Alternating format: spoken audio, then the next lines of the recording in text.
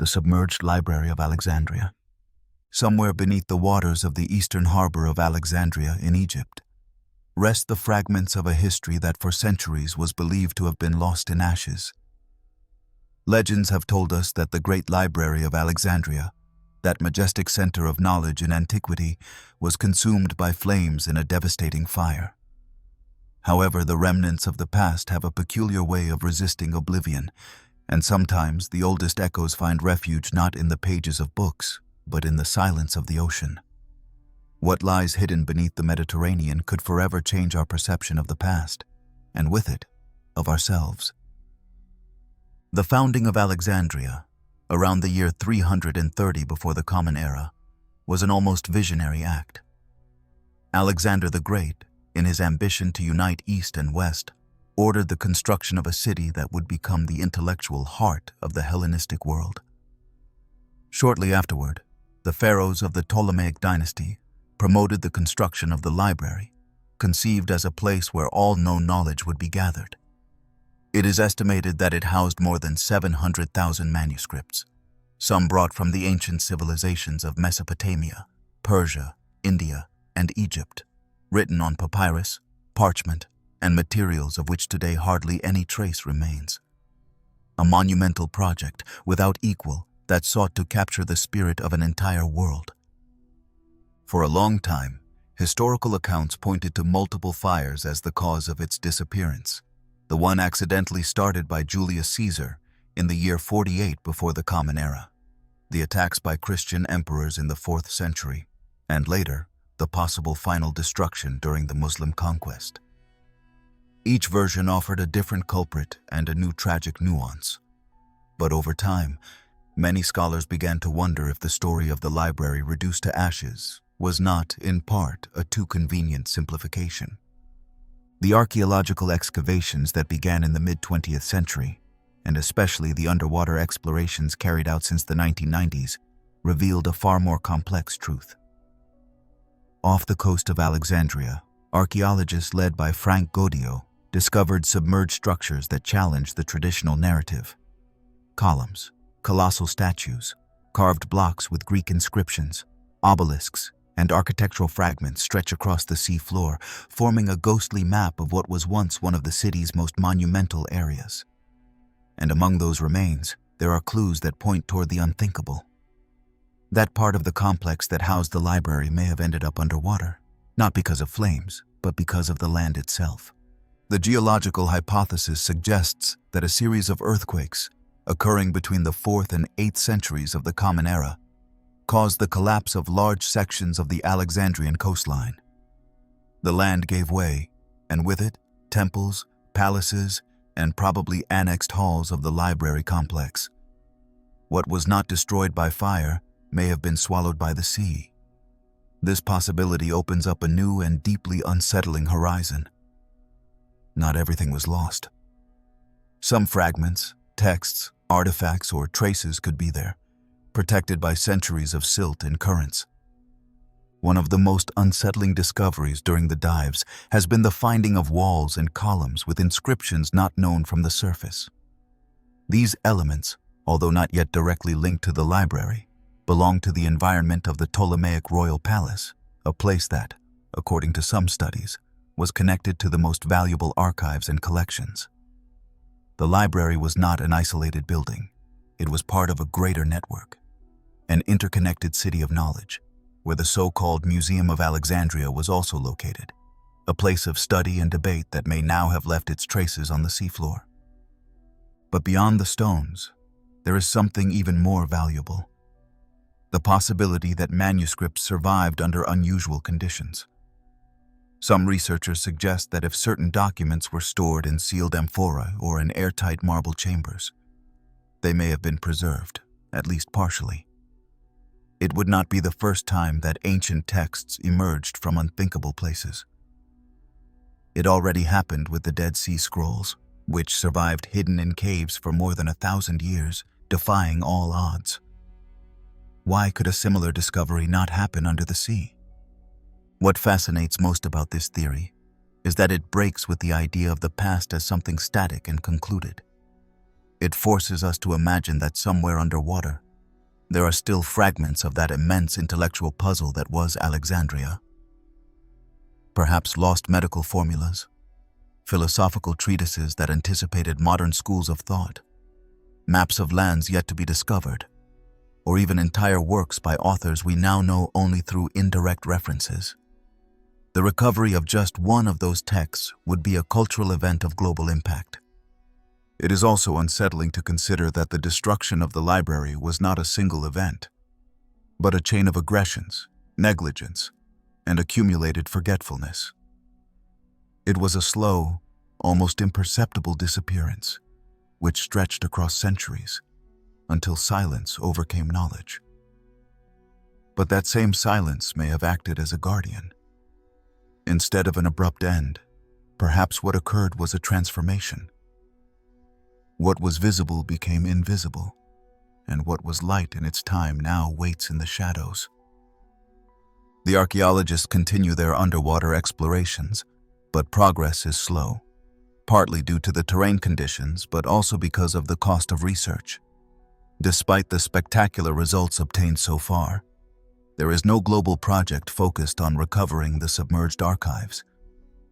Much of the work is carried out by private initiatives or funded by foundations with limited objectives. The potential that lies beneath Alexandria's harbor has not yet been fully understood, neither by governments nor by the most influential academic institutions. And yet, the idea persists, like a promise made from the bottom of the sea.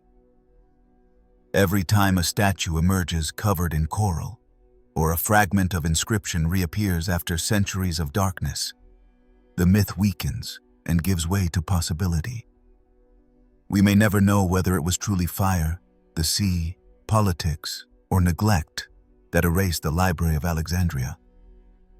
But what we do know is that its spirit is still there, latent, as if waiting to be rediscovered by a generation patient enough to listen through the water. In a world saturated with information, it is ironic to think that the deepest keys to our origin may be forgotten, not because of a lack of memory, but because of a change in level, from the surface to the abyss. Perhaps one day, an archaeologist will descend by accident into a sealed chamber and find, intact, a manuscript that holds answers we do not even know we are searching for. Until then, the submerged Library of Alexandria will remain a persistent echo, a reminder that what is lost is not always entirely absent. The Phaistos Disc, a language no one can read. Some objects do not grow old with the passing of centuries, not because they resist corrosion or the wear of time, but because they continue to pose unanswered questions, as if bound by an eternal pact with mystery. The Phaistos Disc is one of those objects. Discovered on the island of Crete in the year 1908, this small fragment of baked clay has held linguists, archaeologists, cryptographers, and mystery enthusiasts in suspense for more than a century. It measures barely 15 centimeters in diameter, yet it holds within it a universe no one has been able to decipher. Its message remains silenced, trapped in a spiral of carefully stamped symbols, perhaps waiting for someone, somewhere in the future, to finally break its code. It was Luigi Pernier, an Italian archaeologist, who found the disc during excavations at the Minoan Palace of Phaistos in southern Crete. He discovered it buried in a basement, inside a structure associated with a ceremonial context. From that moment, the object drew attention due to the quality of its inscriptions and the uniqueness of its design. 74 distinct symbols, arranged in a spiral across both sides of the disc, forming a total of 242 signs distributed into 61 separate blocks. What was extraordinary was not only the completely unknown language, but also the writing method.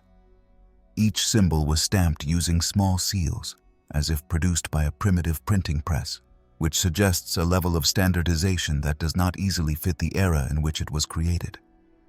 Most experts place the disc's origin between the year 1700 and 1600 before the Common Era, during the height of the Bronze Age and the peak of the Minoan civilization.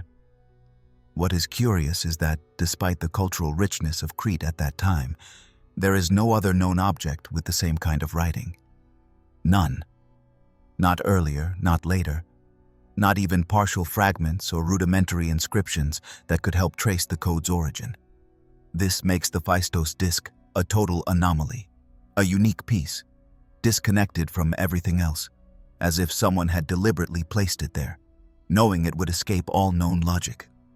For decades, the attempts to translate it have been countless. Some linguists have proposed that it represents a primitive form of Greek. Others have suggested Anatolian, Libyan, or even Cypriot influences.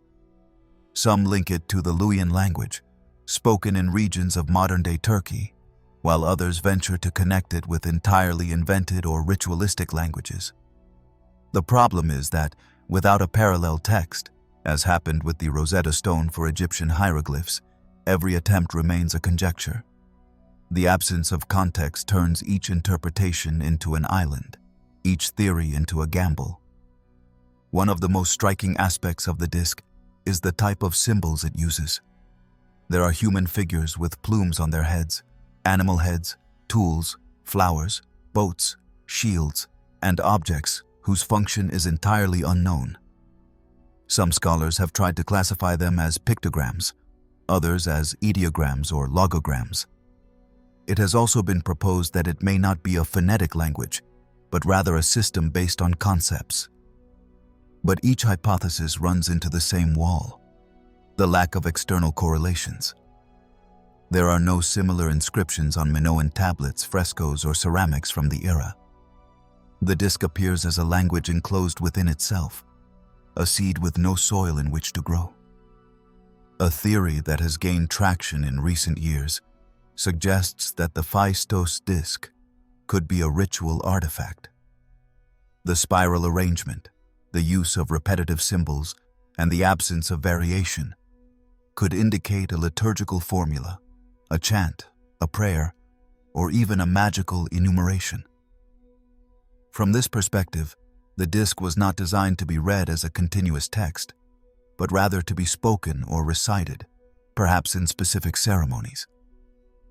Some researchers have compared its structure to Vedic chants or Babylonian formulas, where the importance was not in the individual interpretation of the signs, but in the performative power of repetition.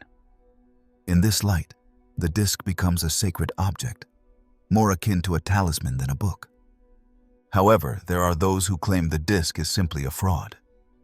This hypothesis has been proposed several times throughout the 20th century, especially by researchers who point to the impossibility of placing it within any Cretan epigraphic tradition. They argue that its discovery was too convenient, that its uniqueness is suspicious, and that it could have been a well-crafted invention by a collector or even the excavation team itself, eager to gain prestige.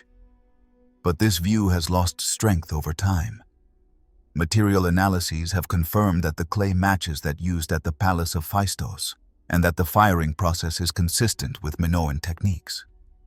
Moreover, the level of detail in the stamps and the internal complexity of the system make an improvised forgery unlikely. Another fascinating element of the disc is its cultural impact. Although it remains undeciphered, it has influenced artists, writers, filmmakers, and designers. Its enigmatic spiral has been replicated in jewelry, book covers, video games, and sculptures.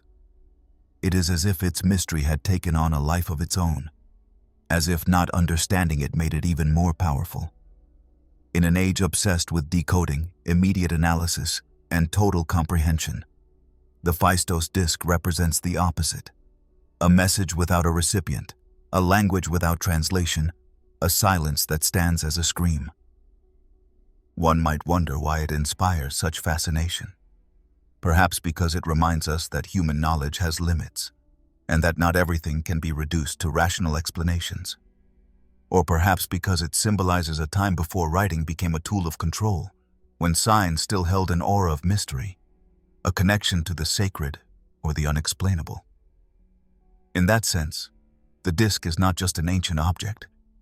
It is a metaphor of what we once were, of what we have forgotten, and of what we may never fully understand. In the meantime, it remains housed in the Heraclean Archaeological Museum, behind a glass case that not only protects it, but also separates it from the world. Visitors observe it with a mixture of awe and confusion. Some pause, others pass it by. But the disc remains there, spinning silently within its eternal spiral. Each symbol seems to gaze toward the center, as if they knew the message lies not in the words, but in the mystery's very form. For there are secrets that endure not because they are well hidden, but because they are made to be secrets. The Phaistos Disc, with its voiceless language, its order without apparent meaning, and its history suspended in time, remains one of humanity's greatest enigmas. Not because no one has translated it, but because perhaps, and this is the most unsettling thought, no one ever should. The Piri Reis Map. Sometimes, mystery presents itself not as an ancient object buried deep within the earth, but as a document that seems to be in the wrong place, at the wrong time, with a level of accuracy that should not be possible. Such is the case of the Piri Reis Map, a cartographic piece that has baffled historians, navigators, and scientists since the very moment of its rediscovery. Drawn in the year 1513 by an Ottoman admiral with access to sources no one has been able to clearly trace, the map raises fundamental questions about the history of exploration and the geographic knowledge of ancient civilizations. Its layout defies traditional versions, and with each new analysis, it seems to fuel the idea that there is much more to discover in the hidden folds of our past. The map was found in 1929 in the Topkapi Palace in Istanbul during reorganization tasks in the library of the former imperial palace. What was discovered was a fragment of gazelle skin just under 1 meter in length, covered with lines, figures, notes in Ottoman Turkish, and a surprising level of artistic quality. But what was most puzzling was not its beauty or its age, but the geography it displayed. The western coast of Africa, the eastern shore of South America, and most astonishing of all, what appeared to be the northern edge of Antarctica. Without ice.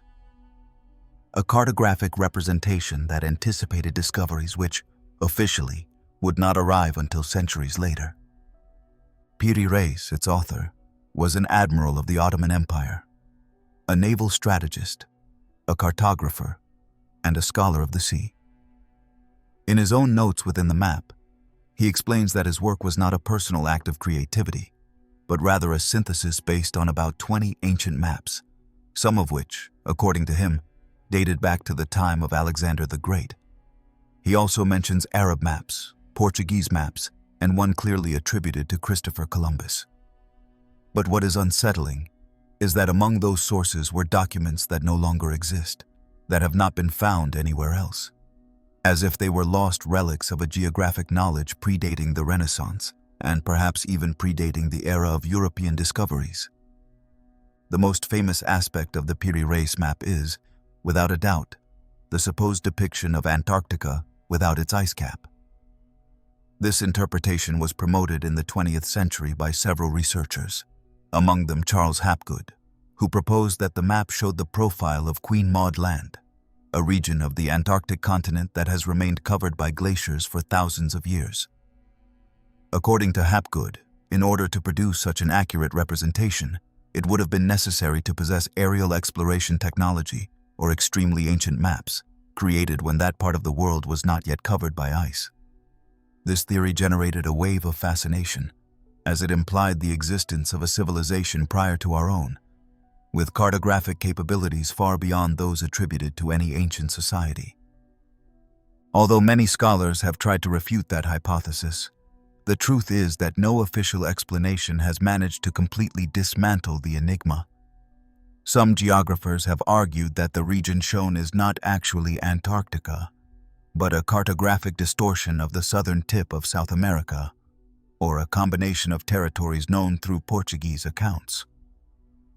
But these interpretations often overlook one essential detail. The precision of the coastlines is unusually high, especially at a time when navigation relied on rudimentary methods, without access to satellites or complex cylindrical projections. The map depicts curves and proportions that require, at the very least, a deep understanding of trigonometry and a level of maritime experience that very few possessed at that time. Beyond the supposed Antarctica, the map presents other striking elements. The coasts of Brazil appear with a level of detail that does not match official European cartography from the first quarter of the 16th century. Some rivers are correctly located, as are geographical features that were not formally mapped until more than a century later.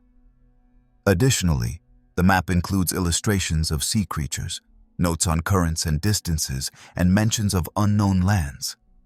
This suggests that Piri Reis had access to rich and varied sources, and that he was not working from speculation, but from a corpus of real data, passed down by generations of sailors and knowledge gatherers. An important part of the mystery lies in the disappearance of the original sources. What happened to the ancient maps to which Piri Reis referred? Where are those documents he claimed to have consulted? Some researchers believe they may have been destroyed in later conflicts. Others suggest they never physically existed, and that Piri Reis may have received that knowledge from oral traditions passed down by Greek, Phoenician, or even older civilizations. There are also those who argue that those lost maps might be in private collections, hidden for political, religious, or economic reasons. Throughout the 20th century, the map was analyzed by historians, cartographers, and military experts. It even drew the interest of institutions such as the United States Air Force, which valued its accuracy in representing hard-to-explore regions. Some of its proportions align with modern projections, leading to more extreme theories suggesting pre-Columbian contact with lost civilizations, ancient aerial exploration crafts, or even knowledge passed on by cultures that may have survived a global event and handed down part of their wisdom to later sailors. As bold as these ideas may seem, the map continues to feed them because, to this day, no one has been able to conclusively prove that it is merely a coincidence or a cartographic mistake. The enigma of the Piri Reis Map lies not only in what it shows, but in what it suggests. It is a piece that seems to slip between the possible and the impossible, between historical record and legend. It represents a crack in the official narrative, an object that forces us to reconsider not only the geographical boundaries of the past, but also the mental boundaries we impose when we think of history as a progressive and orderly timeline. The map breaks with linear chronology and places us before the possibility of an ancient memory that was systematically forgotten or silenced. Today, the map is preserved as a historical treasure, but its content continues to be debated and reinterpreted. Science advances, cartographic technology has reached unimaginable levels, and yet, a fragment of skin drawn over 500 years ago continues to stir the curiosity of those who dare to look at it closely. There is something elusive in its lines, a subtlety that cannot be fully captured, as if its strokes carried an intention deeper than the simple representation of the physical world.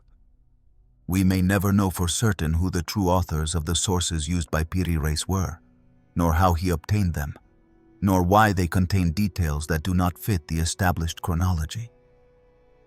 But one thing is undeniable. The map exists. It is real.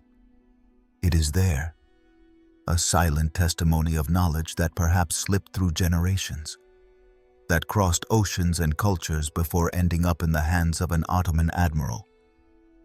And as long as it remains without definitive answers, it will continue to be an open invitation to wonder.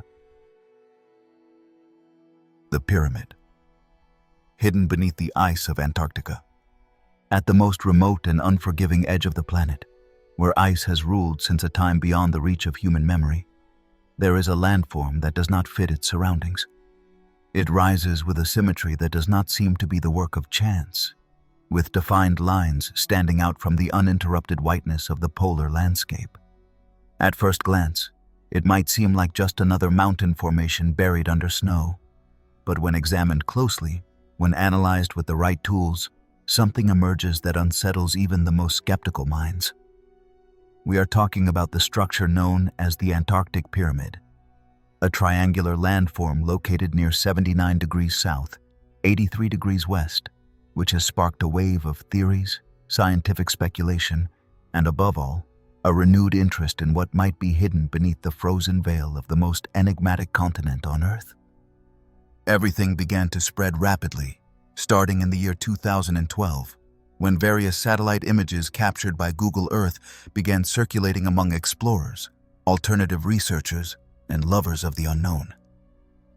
In those photographs, clearly visible from above, a four-sided structure could be seen, with angles so perfectly defined that they immediately recalled the Egyptian pyramids, though placed in an entirely opposite environment. This geometric similarity fueled the idea that what we are observing is not a simple natural formation, but the outline of an artificial construction, older than any known civilization, now buried beneath layers of ice accumulated over millennia. At first, it might seem like an exaggeration. After all, nature is capable of forming the most peculiar landforms, and mountains with symmetrical profiles are not impossible. But what makes this case intriguing is the combination of circumstances surrounding it. First, the exact location of the landform lies in an uninhabited region, where there is no geological precedent indicating tectonic activity capable of forming pyramid-like structures of that kind. Second, the angle of its sides, which almost perfectly matches that of the pyramids of Giza, a detail that inevitably sparks the imagination and fuels theories of a connection between cultures separated by oceans and ages. Beyond the photographs, studies using remote sensors have confirmed the presence of linear shapes buried under several meters of ice. Some independent researchers, using ground-penetrating radar technology, claim to have detected regular patterns in nearby areas, which could indicate the existence of a base or structural foundation. However, official studies remain scarce and ambiguous. Scientific missions operating on the continent rarely speak on the matter, and when they do, they attribute it to natural processes of erosion and freezing that, when combined, can create seemingly artificial shapes. But the suspicion remains, and not only because of the shape of the landform, but because of the possibility that Antarctica, before being covered by a massive ice sheet, may have supported complex life, human settlements, and even monumental structures. Paleoclimatic theories exist suggesting that more than 10,000 years ago, the continent may have had temperate regions, with vegetation, rivers, and a milder climate.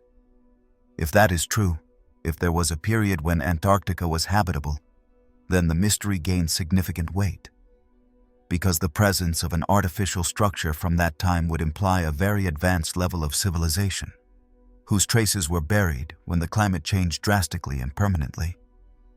That idea connects to hypotheses that have been discussed in alternative circles for decades, such as the theory that a civilization existed before the official version of history, a people with technical and astronomical knowledge who flourished in a lost era, and whose remains were scattered across the planet, beneath the sea, in deserts, in inaccessible jungles, and perhaps under the polar ice.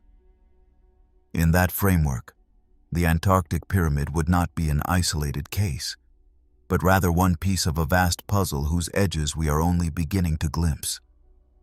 The lack of access to the site is another factor that fuels the intrigue.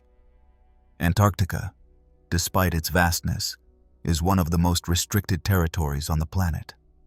Due to international agreements, activities there are controlled by a few nations, and movement within the continent is subject to permits, protocols, and extreme limitations. Scientific expeditions have very specific objectives and rarely diverge to investigate formations that are not on the official agenda. Furthermore, the extreme climatic conditions make any deep excavation virtually impossible. Therefore, the idea that something significant is buried under the ice is not dismissed due to lack of evidence, but because of the material impossibility of verifying it. The parallels with the pyramids of Egypt or Mesoamerica do not end with the shape. Some theorists claim that the orientation of the structure aligns with geomagnetic lines, and that its location maintains a precise relationship with other key points on the planet, such as Easter Island or the ruins of Machu Picchu. These connections, although not accepted by traditional science, have been explored in detail by researchers who support the existence of a planetary network of ancient knowledge, a kind of energy grid that would have guided the placement of the great constructions of antiquity. In that scheme, the Antarctic pyramid would serve a central role, the polar guardian of a forgotten memory. It is understandable that many remain skeptical of these ideas. Mystery is always unsettling when it challenges established frameworks. But it is also true that humanity's greatest discoveries have often begun with a question no one dared to ask out loud. Science requires evidence, but evidence does not appear by itself. It requires exploration, open-mindedness, and above all, the willingness to investigate the improbable. Today, the Antarctic pyramid is still there, hidden in plain sight, visible from satellites but intangible to human hands. Its silhouette cuts through the ice like a warning or a memory. Perhaps it is only a curiously shaped mountain, a geological whim carved by millions of years of wind and cold.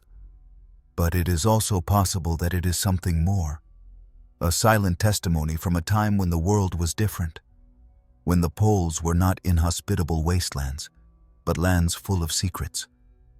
And if that were the case, if it were someday discovered that the structure was built by human hands, or by some unknown civilization, then we would have to rewrite not only the history books, but also the very idea we have of ourselves.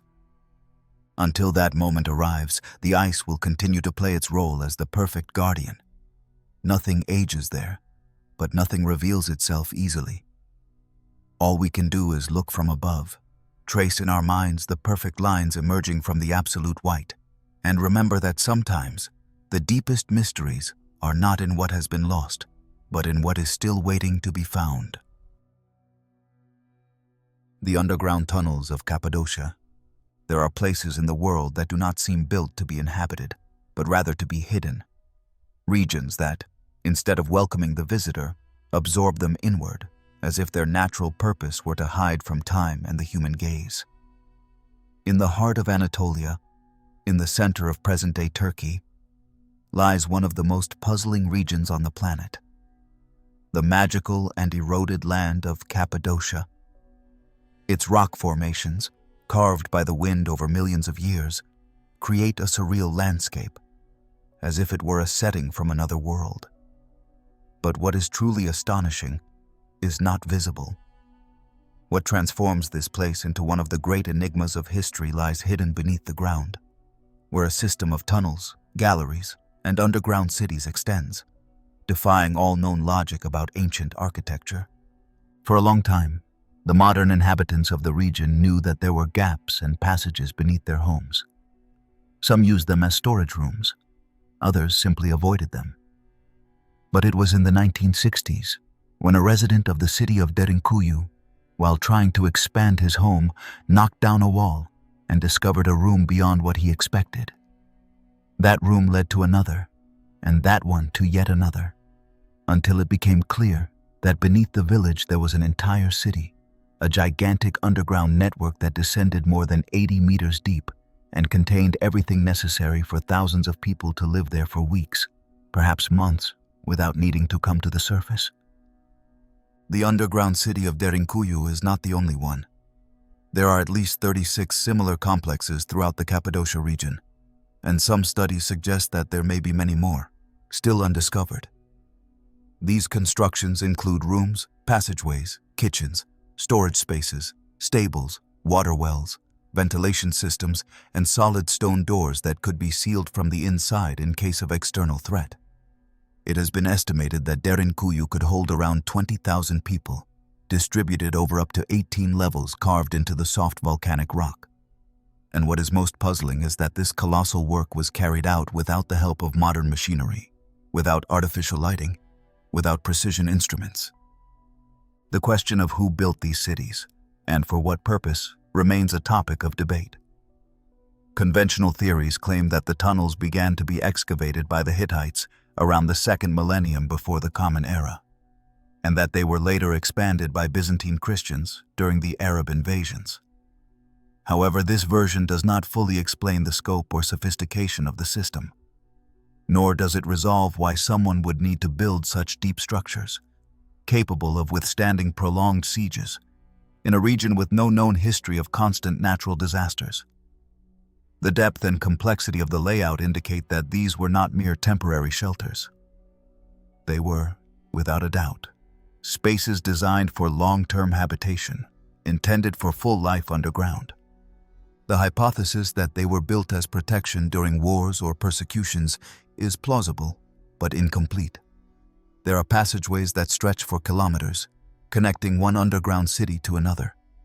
There are sections that seem designed to limit movement to a single person at a time, which implies a highly refined defensive strategy. The circular stone doors, more than 1.5 meters in diameter, could be rolled from the inside to block access, trapping intruders between compartments with no exit. Everything indicates that those who designed these structures were thinking of long-term survival, meticulous defense, and self-sufficiency. Some alternative researchers, fascinated by these details, have proposed a more daring hypothesis: that the underground cities of Cappadocia were not built due to military necessity, but as shelter from a climatic or cosmic threat. From this perspective, the reason to hide underground was not war, but a global event that forced an entire population to abandon the surface. Defenders of this idea link the earliest possible dating to the end of the last ice age, when drastic climate changes, floods, earthquakes, and astronomical phenomena occurred that may have been experienced as apocalyptic by the human societies of the time. In that context, the tunnels of Cappadocia would be a technological and social response to a catastrophe of planetary scope. What is certain is that the underground architecture of the region has not been fully studied. Many galleries remain closed for safety reasons, or due to lack of funding for exploration. Some passageways appear to have been sealed from within centuries ago, as if those who lived there had wanted to permanently close access. There are even local legends that speak of even deeper levels, of hidden chambers where rituals were performed, and of forbidden areas that would hold ancient objects of great power or knowledge. Although these stories belong to the realm of oral tradition, they continue to fuel the aura of mystery surrounding Cappadocia. The volcanic rock on which these cities are carved, known as tuff, is soft at first, but hardens when exposed to air, which facilitates the initial carving work, but requires precision to avoid collapses. This demonstrates that those who built the tunnels understood the behavior of materials perfectly and had prior experience in excavation. There are no visible signs of structural errors or improvisation. Each level is planned. Each space fulfills a specific function. In many of the tunnels, air still flows naturally thanks to ventilation shafts, whose engineering continues to astonish even modern architects. In addition, the underground cities are aligned with surface settlements, which suggests a coexistence between both worlds, one visible, exposed to the elements and to history, and another hidden, functional, and self-sufficient, prepared for prolonged isolation. This duality is perhaps one of the most fascinating aspects of the mystery. Underground life was not an exception, but a real and fully developed alternative. The idea of a society that could live for generations underground, in complete organization, profoundly alters the view we have of the technological and social capacities of ancient peoples. Today, the tunnels of Cappadocia are still there, partially open to tourism, turned into attractions that barely scratch the surface of what could be one of the largest underground systems in the world. Guided tours show the upper levels, artificially lit, with marked paths and modern stairs. But beneath that, there is a deeper silence, where history still sleeps in the shadows, perhaps waiting for someone brave enough to go a little further down, to cross a door sealed 1,000 years ago, to discover that the best-kept secrets are not at the top of the mountains, but in the depths of the earth. The region of Cappadocia is many things at once: a geological landscape, a historical testimony, a cultural heritage. But it is also a threshold to the unknown, a reminder that beneath our feet there may be entire worlds, patiently carved, protected for generations, and built with the conviction that, when the time comes, the surface might cease to be a safe home. There, beneath the hardened rock, among tunnels that branch endlessly, still lives an enigma that refuses to fade away. The Indecipherable Code of Voynich. In the world of ancient mysteries, there are objects that defy logic because of what they represent, because of what they hide, and because, despite the passage of time, they refuse to reveal themselves. Among them all, few have the ability to awaken as much fascination as a slender manuscript, almost innocent in appearance, covered in delicate illustrations and meticulously written texts in a language no one has been able to understand. The so-called Voynich manuscript, named after the antiquarian who rediscovered it in the 20th century, is an enigmatic work that has eluded the understanding of linguists, cryptographers, historians, and scientists for over 100 years. A book without an author, without a translation, and without a known parallel. It seems to speak from another time, or perhaps from another logic. The first thing that stands out when observing the manuscript is its strange beauty. The text is carefully written in a fluid, uniform, and seemingly structured script.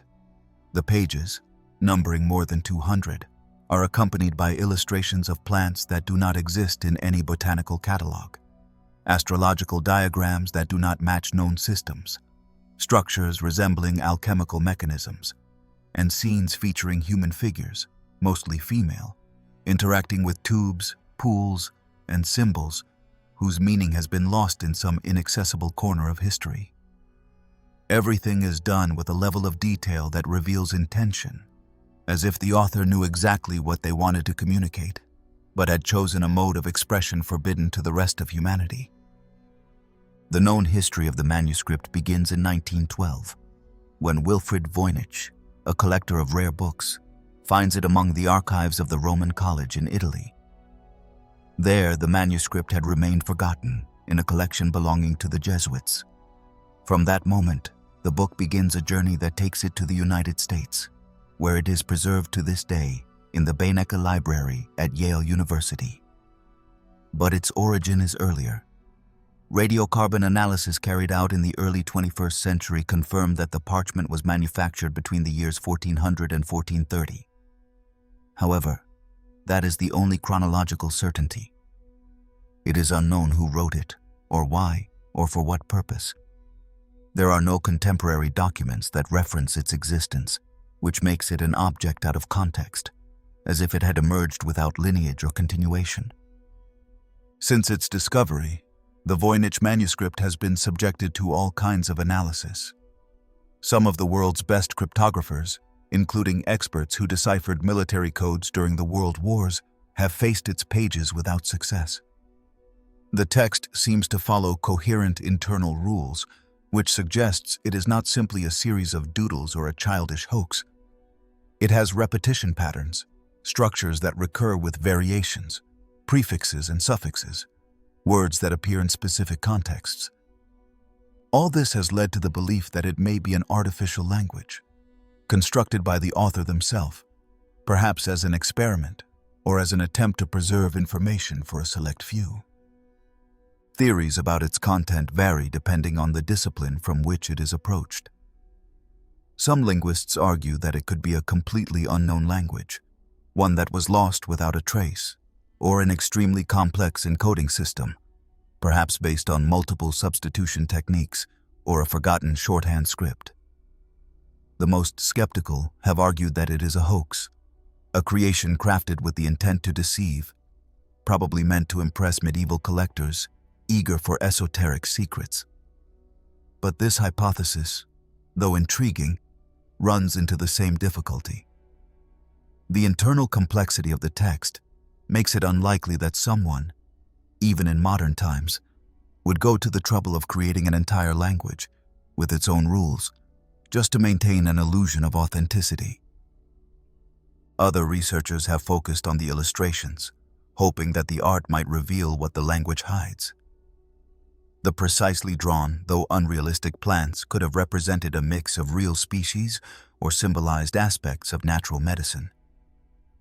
The astrological diagrams, with distorted zodiac signs and misaligned celestial bodies, might speak of a unique cosmology separate from European tradition.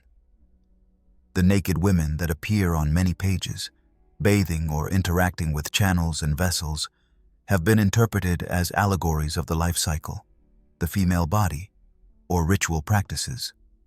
But none of this has been confirmed.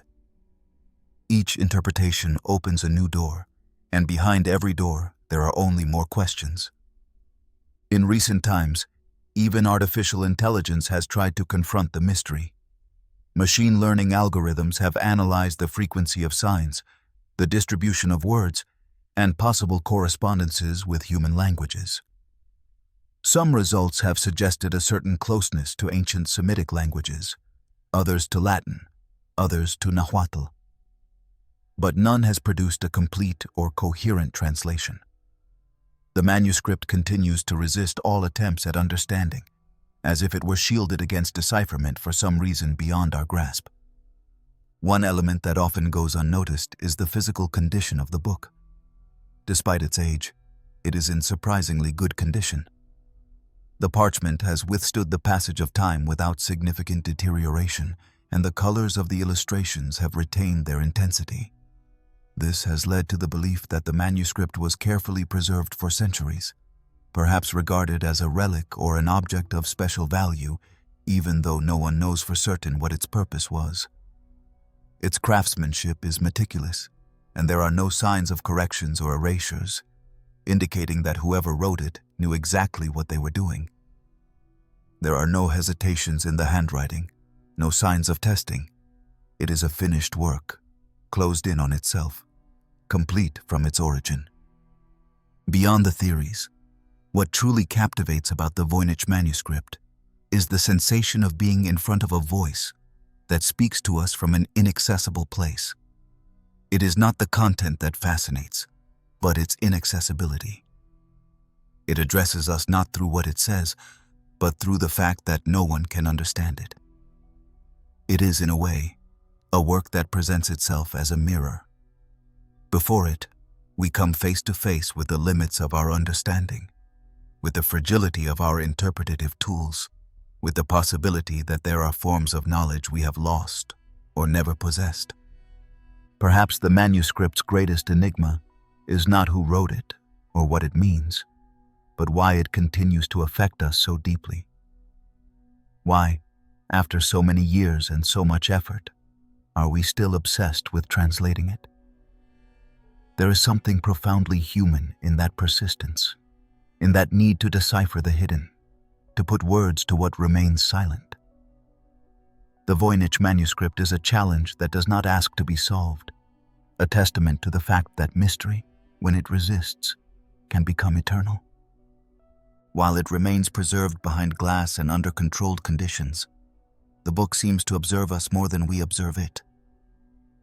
Its signs are still there, intact, perfectly delineated, yielding not a single clue, offering not a fragment of meaning. As if it knew that the true power does not lie in what it says, but in what it refuses to let be said. The underground city of Naours, in the north of France, amidst peaceful fields and green hills that suggest nothing out of the ordinary, lies one of the most unexpected structures on the European continent. At first glance, the site offers no sign of what is hidden beneath. However, beneath the surface of the small village of Naours stretches a true underground labyrinth made up of more than 3 kilometers of galleries carved into the limestone. This underground network, complex and perfectly designed, was built over 30 meters deep and for centuries remained virtually forgotten, as if its silence formed part of a tacit agreement with history, a secret that would only reveal its voice when the right moment arrived.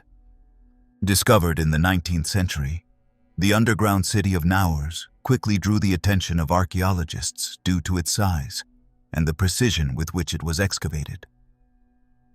The galleries are not mere tunnels.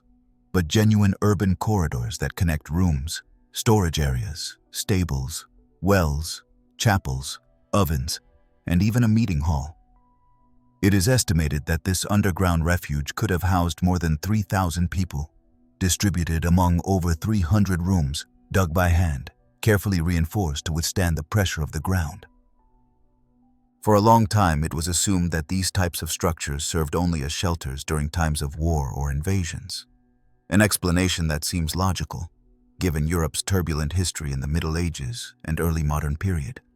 In times of conflict, when the surface became dangerous, safety could be found underground, and in this sense, Naours would have functioned as a kind of emergency city, ready to protect its population against any external threat. But as research has progressed, details have emerged that complicate this interpretation and open the door to questions that, to this day, remain without a satisfactory answer. One of the most striking aspects of the underground city is its apparent age.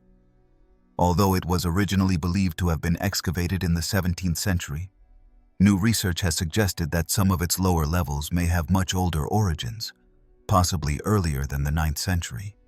This shifts the focus of the story completely, as it suggests that Naours was not built as a one-time response to a specific conflict, but rather as part of a deeper tradition, perhaps a protective network that existed even before the consolidation of modern states.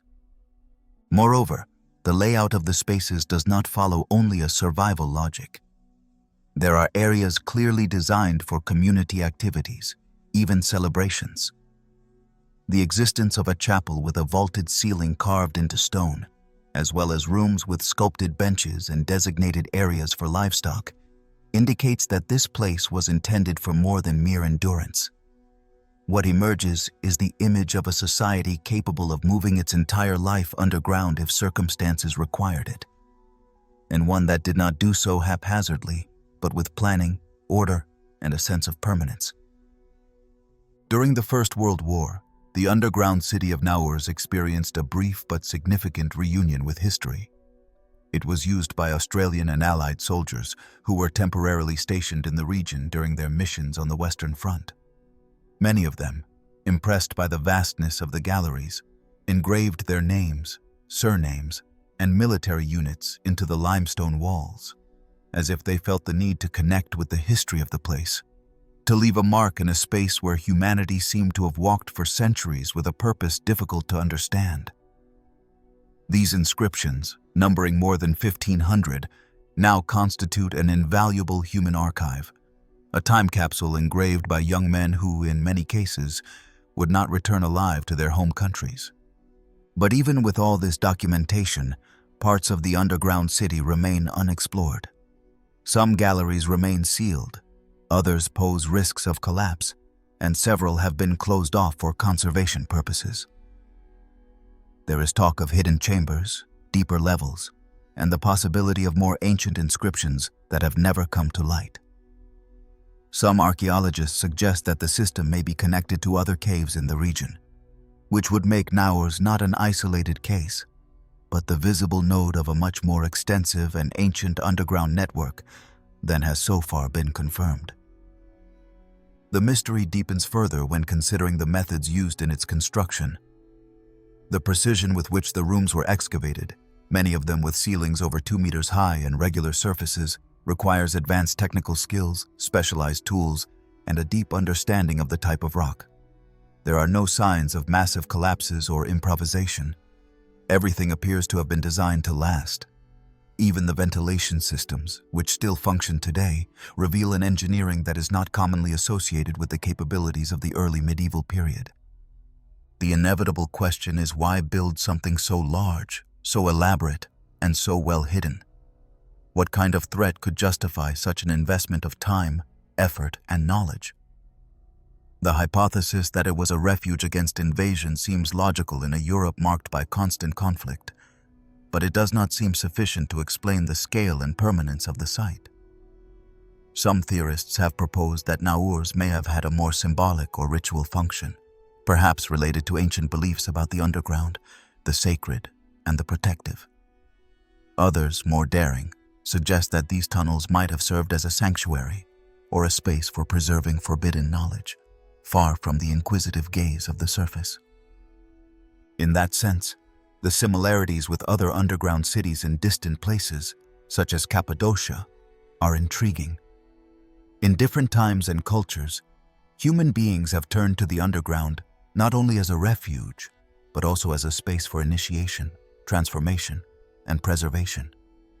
The controlled darkness of the stone, the silence that isolates from the outside world, and the possibility of creating a self-sufficient environment generate an atmosphere suitable for that which requires distance from the chaos of the visible world.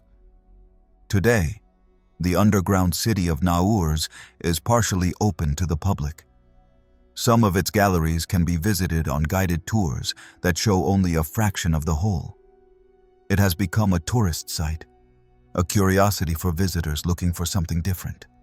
But its soul remains down there, untouched, waiting for someone to dare to look beyond the obvious. The carved walls, the silent vaults, the bottomless wells preserve the essence of the unspoken. And if Naours teaches us anything, it is that beneath the surface of the known, there are always deeper layers, where time dissolves and the echoes of the past still vibrate with an intensity we do not fully understand. In a world that tends to look to the sky in search of answers, Naours forces us to look downward, to the hidden, to the buried. And perhaps that is where the true mystery lies. Not in what remains to be discovered, but in what was already built centuries ago by hands that understood that sometimes, in order to survive or preserve what is essential, it is necessary to disappear. The fortress of Sacsayhuamán and its impossible stones. High above Cusco, a city that was once the beating heart of the Inca Empire, stands a structure that effortlessly defies everything we think we know about ancient engineering. It is not a pyramid, nor a temple hidden in the jungle, but an imposing fortress built from blocks of stone so massive, so perfectly carved and fitted, that even today, with all available technology, constructing a similar structure would be a colossal task. The fortress of Sacsayhuamán needs no embellishments to impress. A simple glance at its walls is enough to understand that something extraordinary happened here. Something that defies logic and continues to baffle archaeologists, engineers, and explorers from around the world. Located at about 3,600 meters above sea level, this stone fortress appears to have been placed on the Andean high plateau by a prodigious hand. The blocks that make up its walls can weigh more than 100 tons each, and some of them are over 5 meters tall. There is no cement, no lime, no mortar holding them together. And yet the assembly is so precise that not even the blade of a knife can fit between the joints.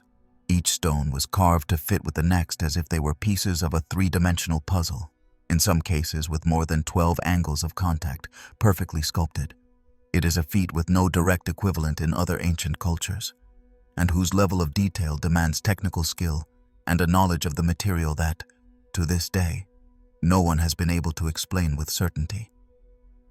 For centuries, people have tried to understand how it was possible to carve, transport, and assemble these massive stones in a mountainous environment, without the use of wheels, metal pulleys, or tools that leave marks on the rock. Spanish chronicles from the 16th century, which describe Sacsayhuamán with a mix of admiration and awe, already acknowledged the mystery. The conquistadors were astonished by the scale of the construction and the way the blocks held together without any kind of binding agent. Some believed that the Incas had received help from demons or giants, because they simply could not conceive that humans, using only their hands and rudimentary tools, could have achieved such a feat. The official theory holds that the Incas, with infinite patience, carved the stone by striking it with bronze hammers and harder stone tools.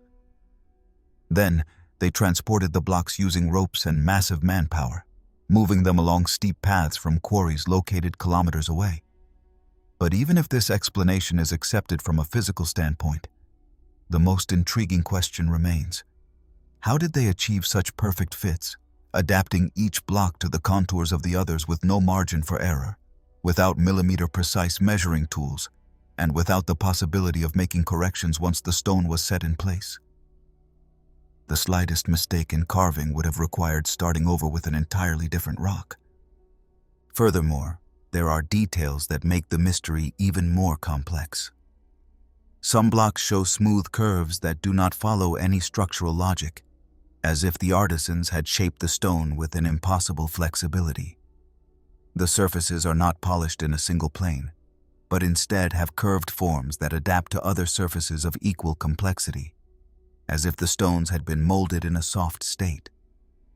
This idea has given rise to bolder theories, pointing to the possible use of unknown techniques to soften or melt stone, a technology that, if it had existed, would radically change our understanding of pre-Columbian civilizations. Some researchers have mentioned the legend of the juice of plants that soften rock, a story present in several indigenous cultures of South America. According to these traditions, certain plants were believed to have the ability to liquefy stone or make it malleable for a limited time. Although no conclusive scientific evidence has been found to confirm this possibility, the stories persist and appear in places as distant as the Amazon jungle or the Andean highlands. For many, these legends could be remnants of lost knowledge, fragments of a technical tradition predating the rise of the Inca Empire, inherited or rediscovered at some remote point in time. But Sacsayhuamán is not only a technical marvel, it is also a cultural enigma. Its overall shape, when seen from the air, resembles the fangs of a puma, a sacred animal for the Incas, whose body would be represented by the city of Cusco as a whole. This design was not improvised, but carefully planned, suggesting a comprehensive architectural vision that went far beyond the utilitarian. The stepped terraces, the vanished towers, the open plazas, and the underground passages reveal a complex organization, possibly with military, religious, and ceremonial functions. And the most puzzling part, no one knows for certain who the original builder of the fortress was. The Incas, though known for their power and political organization, may not have been the first to build Sacsayhuamán. There are indications that the base of the structure, with its largest stones and impossible joints, predates the arrival of the Incas in the region. This has led to the idea that the Inca people inherited an already existing site, possibly built by an earlier culture whose technology and purpose have been completely lost. The fact that the most impressive blocks are found at the bottom, while the smaller, more regular stones are placed above them, supports this hypothesis. It is as if someone had begun a majestic work, and a later civilization had completed it using the means available to them. This pattern of inexplicable construction, visible in Sacsayhuamán, is repeated at other sites in Peru, such as Ollantaytambo or the ruins of Machu Picchu. In all of them, the same duality can be seen: a base of inexplicably sophisticated construction, and a superstructure that, while impressive, does not reach the level of precision seen in the lower stones. For some researchers, this phenomenon points to the existence of a vanished civilization that reached a formidable level of technical knowledge before disappearing without a trace. For others, the explanation is still to be found in conventional archaeology, although the facts continue to pile up without quite fitting together. What no one can deny is the feeling that comes from standing before the walls of Sacsayhuamán. The magnitude, the perfection, the strangeness of the shapes awaken a deep intuition that we are facing something that goes beyond the practical. There is a symbolic dimension that permeates each stone, a wordless message that seems encoded in the angles, in the colossal size, in the way each block defies gravity, without us knowing exactly how. It is an architecture that is not satisfied with function. It seeks to leave a mark, to shake the observer, to remind them that there are things not yet fully understood. Sacsayhuamán still stands, watching over the sky of the Andean highlands, exposed to the wind and time, intact in its essence, unmoved for centuries. Perhaps one day we will fully understand how it was built, or perhaps we never will, and that mystery is its true reason for existing. In the meantime, it remains a silent stone witness to the passing centuries, as if it knows something that we are not yet ready to know. The Gate of Hayu Marka, the Portal of the Gods. Deep in the Peruvian highlands, where the wind seems to carry ancient voices among the mountains, and the sky stretches endlessly over a horizon outlined by sacred hills, stands a structure carved in stone that, despite its apparent simplicity, has been the subject of countless theories, legends, and speculations. Known as the Gate of Hayu Marka, or the Gate of the Gods, this construction, isolated, monumental, and of uncertain origin, presents itself as a millenary scar on the Andean rock, a sealed entrance to a place that no one seems to have visited, but that many claim to have felt. Located near Lake Titicaca, one of the most symbolically charged areas in the Andean worldview, the gate was carved into a natural wall of pink rock in a desert-like and remote region, more than 3,800 meters above sea level. Unlike other pre-Columbian monuments that reveal functional purposes or evidence of daily life, Hayu Marka appears as an enigma in itself. It has no stairs, no surrounding temples, no inscriptions to explain its existence. Only a huge rectangle about 7 meters wide by 7 meters high, sculpted with a bewildering geometric perfection, and at its center, a small niche or inner doorway, just 2 meters high, that opens to nothingness. Over the years, it has been said that this gate was part of a ceremonial complex, or even that it belonged to a larger construction that did not survive the passage of time. However, no remains of walls, roofs, or adjoining structures have ever been found. Some claim it is an unfinished work, abandoned for unknown reasons, and others believe its true purpose was never architectural, but symbolic, ritualistic, or even something we still do not understand. In any case, the gate is there, solitary, unshaken, as if guarding a boundary between the visible and the invisible, between the tangible world and one that can only be intuited. According to legends gathered from local Aymara communities, Hayu Marka was not a gate in the literal sense, but a spiritual access, a passage used by ancient priests and shamans to communicate with the gods or with other realities. There is talk of beings of light who descended from the sky and met with the wise in that very place. Oral traditions describe how, through chants, offerings, and altered states of consciousness induced by sacred plants, certain initiates managed to cross the stone threshold, not with the body, but with the soul. It was, they say, a gate to the stars. One of the most evocative tales within this tradition is that of the priest Aramumuru, a semi-legendary figure whose story has been recovered by modern chroniclers. According to this account, Aramumuru fled the Inca Empire carrying a sacred golden disc, considered a gift from the gods and a source of lost knowledge. Pursued and knowing he could not let that object fall into the wrong hands, he is said to have reached the gate of Hayu Marka, where he performed a final ritual. By placing the disc into a specific slot in the central niche, the stone is said to have shone intensely, and a bluish light enveloped the priest until he vanished, as if he had merged with the rock or crossed a threshold into another dimension. Beyond the myth, what is true is that those who visit Hayu Marka claim to feel a very particular energy in the place.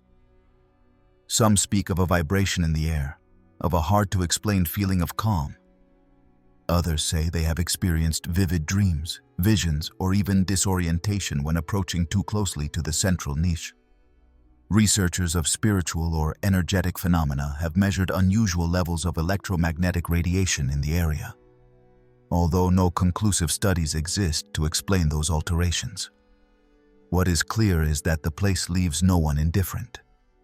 Its formal simplicity, by not distracting with ornaments or complexities, allows the visitor's mind to focus on its presence, its symbolic weight, on the possibility that there is something more. Traditional archaeological analysis has not yielded many answers. Geological studies confirm that the rock was carved with stone tools, and that the erosion indicates great antiquity, possibly predating the rise of the known cultures in the region. In the absence of associated organic materials, it is very difficult to establish an exact date. Some archaeologists link it to the Tiwanaku culture, although that has not been confirmed with direct evidence. The lack of context, of ritual objects, of human remains or inscriptions, makes any clear interpretation difficult from the perspective of official science. It is as if Hayu Marka had been carved on another plane, outside conventional archaeological time. For ancient astronaut theorists, this gate represents one of the most suggestive contact points between human civilizations and visitors from other worlds. According to these theories, Hayu Marka would have been a kind of stellar portal, a point of arrival or departure, used in a remote past by non-human entities who interacted with the early cultures of the region. The golden disk of Aramumuru would be, in this view, an advanced technology, an energetic key capable of activating the portal's mechanism. These ideas, although rejected by mainstream archaeology, continue to gain followers, especially due to the lack of a more convincing explanation for its origin and purpose. Other interpretations focus on its psychological or spiritual symbolism. From this perspective, the gate does not lead to another physical world, but to an inner one. It would represent the threshold of transformation, a point of contact with the subconscious, with the sacred, with the deep levels of human consciousness. In this context, the rituals performed there would not be attempts to escape reality, but to penetrate it more deeply, to understand it in its totality. The rock, then, becomes a mirror. The gate does not open outward, but inward. Today, the gate of Hayu Marka remains a place of pilgrimage, both for mystical travelers seeking spiritual experiences and for mystery lovers wishing to come face to face with the inexplicable. There are no entry tickets, no lines, no tourist brochures. Only the carved stone, the vast sky, and the wind that blows with the same force it has carried for millennia. And although no one has vanished again in a beam of light, although there is no proof that anyone has truly crossed the threshold, the sensation left after visiting the site is profound, as if one had briefly peeked into an invisible edge of the world. On a planet saturated with explanations, algorithms, and data, places like Hayu Marka return to us the value of mystery. They remind us that not everything can or should be understood immediately, that there are gates which exist simply to be contemplated, to make us wonder what lies beyond them, even if perhaps the answer is not on the other side, but within ourselves. The Forbidden Valley of the Kings. In the eternal sands of Egypt, where the dunes stretch like a motionless sea and the sun seems to burn with an ancient memory, lies one of the most emblematic places of human mystery, the Valley of the Kings. Throughout modern history, this site has been synonymous with archaeological discoveries of enormous value, unimaginable treasures, and also legendary curses. But there is a part of the valley, less traveled, less mentioned in tourist brochures, and more jealously guarded by archaeological authorities, that remains shrouded in a silence difficult to ignore. A sector to which few have access, about which almost no one speaks openly, and which, despite being in the heart of one of the most studied places in the world, remains surrounded by a dense, almost secret atmosphere. They call it, in whispers, the Forbidden Valley of the Kings. Since the discovery of Tutankhamun's tomb in 1922, the valley has been under constant scrutiny by archaeologists from all over the world. More than 60 tombs have been identified, many of them looted in antiquity, others discovered partially intact. The chambers, corridors, hieroglyphic inscriptions, and funerary objects have revealed much about the religious practices of ancient Egypt, but at the same time, they have left an increasing space for questions that no one wants to ask too insistently. Among these questions, one of the most unsettling is why some areas of the valley seem deliberately off-limits, even to accredited researchers. One of the most enigmatic cases is that of Tomb KV5, located near the center of the valley. For a long time, it was thought to be a minor structure, without archaeological importance. However, When archaeologist Kent Weeks began exploring it in depth in the 1990s, he realized he was facing something completely different from anything known. KV-5 was not an ordinary tomb, with more than 120 discovered chambers and many more still unexcavated. It is the largest ever found. The level of complexity in its design, its unusual orientation, and the lack of documentation about it in ancient records triggered all kinds of hypotheses. It has been suggested that KV-5 was built for the sons of Ramses II, the pharaoh who ruled for more than 6 decades, and who, according to texts, had more than 100 descendants. But although some inscriptions seem to confirm this idea, the scale of the construction and the way many of its chambers connect do not entirely fit with a family tomb. The feeling when walking through its passages, narrow, long, unusually curved in certain sections, is that you are in a space designed with a purpose beyond eternal rest. A structure conceived not only to hold bodies, but also to protect something that perhaps has not yet been revealed. The most unsettling fact is that, after several years of excavation, much of the work in KV-5 was halted, without clear explanations, without official statements. The deepest areas were sealed with metal plates, and access was limited to very specific teams under direct supervision of the Egyptian government. The reasons publicly given were technical: risk of collapse, ventilation problems, the need to preserve the site for future generations. But among archaeologists and Egyptologists, other versions circulate, less orthodox and much harder to verify. Some claim that in the deepest chambers, artifacts of unknown origin were found, materials not catalogued in Egyptian tradition, and even remains of structures that do not conform to the usual architectural style of the Ramesside period. There has been talk of strange inscriptions, symbols unlike hieroglyphics or any known form of writing, which were quickly removed from the site. Others mention stone fragments with anomalous magnetic properties, or chambers sealed from the inside, as if someone, or something, wanted to prevent entry permanently.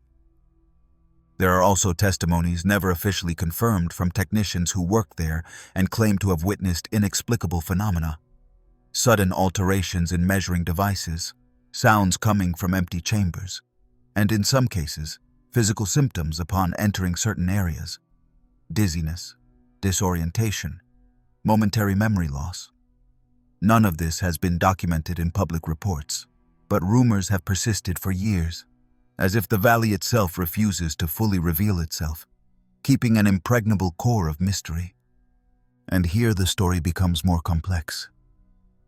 Because the Valley of the Kings is not just an archaeological site, it is also a symbol, a threshold between life and death, between the known and the invisible. The ancient Egyptians did not build tombs to bury bodies, but to preserve consciousness. Every inscription, every object, every corridor had a precise function in the soul's journey to the afterlife. What if some of these constructions were not only designed to facilitate that passage, but also to prevent something from returning?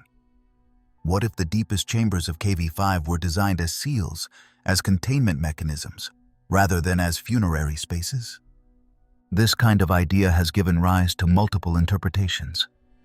Some alternative researchers suggest that certain tombs could have been designed to hide ancient knowledge, technologies inherited from a previous civilization, or even evidence of contact with non-human entities. Although this sounds at first glance like science fiction material, it must be remembered that many great archaeological discoveries began as marginalized hypotheses, and that cultures of the past, in their own words, spoke of gods descending from the sky, of knowledge given by luminous beings, of gates to other worlds. Be that as it may, the truth is that not everything in the Valley of the Kings has been discovered. Not everything has been translated. Not everything has been revealed. Modern technology has allowed the detection of chambers still unexcavated, corridors hidden under layers of sediment, structures waiting for millennia for someone to have the will and the permission to descend to them. But at the same time, access is restricted, reports become terse, and what was once an open race for knowledge now seems covered by a layer of discretion that feeds the mystery even more. Perhaps there are legitimate reasons to keep silent. Perhaps the valley, in its depth, guards secrets we are simply not ready to understand. What is clear is that, among its golden rocks and sealed chambers, there is a story still untold, a narrative interrupted by the dust of time and human decisions. The Forbidden Valley of the Kings is, in that sense, a frontier, between archaeology and legend, between science and the sacred, between what was buried and what is yet to awaken. The Vril Bells, hidden technology from the past. In the darkest corners of modern history, where documents disappear, witnesses are silenced, and files remain classified for decades, stories emerge that seem straight out of imagination, but for some reason, refuse to vanish. One of the most disturbing is centered around an object whose mere existence divides researchers between disbelief and obsession. A mysterious metallic bell-shaped structure, supposedly capable of altering gravity, generating unlimited energy, and in some more extreme versions, allowing manipulation of space-time. This is the story of the Vril Bells, a dark and almost forgotten episode considered by some as one of the best-kept secrets of contemporary history. It all begins during the final years of the Second World War, in a context where the Nazi regime, cornered on all fronts, poured an impressive amount of resources into advanced research projects, many of which remained under the strictest secrecy. The Third Reich was not only obsessed with military superiority, but also with the idea that hidden knowledge existed, an ancient wisdom that, if recovered and applied correctly, could grant power beyond the conventional. It was in this framework that the first rumors surfaced about an experimental device codenamed Die Glocke, the bell. According to information that has managed to come to light, often among fragments of declassified reports, leaked testimonies, and speculative reconstructions, Die Glocke was said to be a large metallic object, cylindrical or slightly bell-shaped, covered with esoteric symbols resembling ancient runes. The device, which was allegedly developed at the ultra-secret Wenceslas facility in present-day Poland, required an unusual power source, a blue-violet liquid known as Zerum 525, about which little is known beyond it being extremely volatile and radioactive. The experiments with the bell did not have a direct military goal, but a much more ambitious one. There were talks of generating anti-gravity fields, altering the behavior of time within a certain radius, and opening a door to other dimensions. Unofficial testimonies claimed that during tests, clocks nearby began to function erratically, plants died instantly, and human subjects exposed suffered devastating side effects: disorientation, hallucinations, and even irreversible physical transformations. The central figure in this story is a high-ranking SS officer named Hans Kammler, who was supposedly in charge of secret advanced technology programs and vanished without a trace at the end of the war. Some say he managed to escape with the knowledge of the bell, taking it to South America or handing it over to foreign powers in exchange for protection.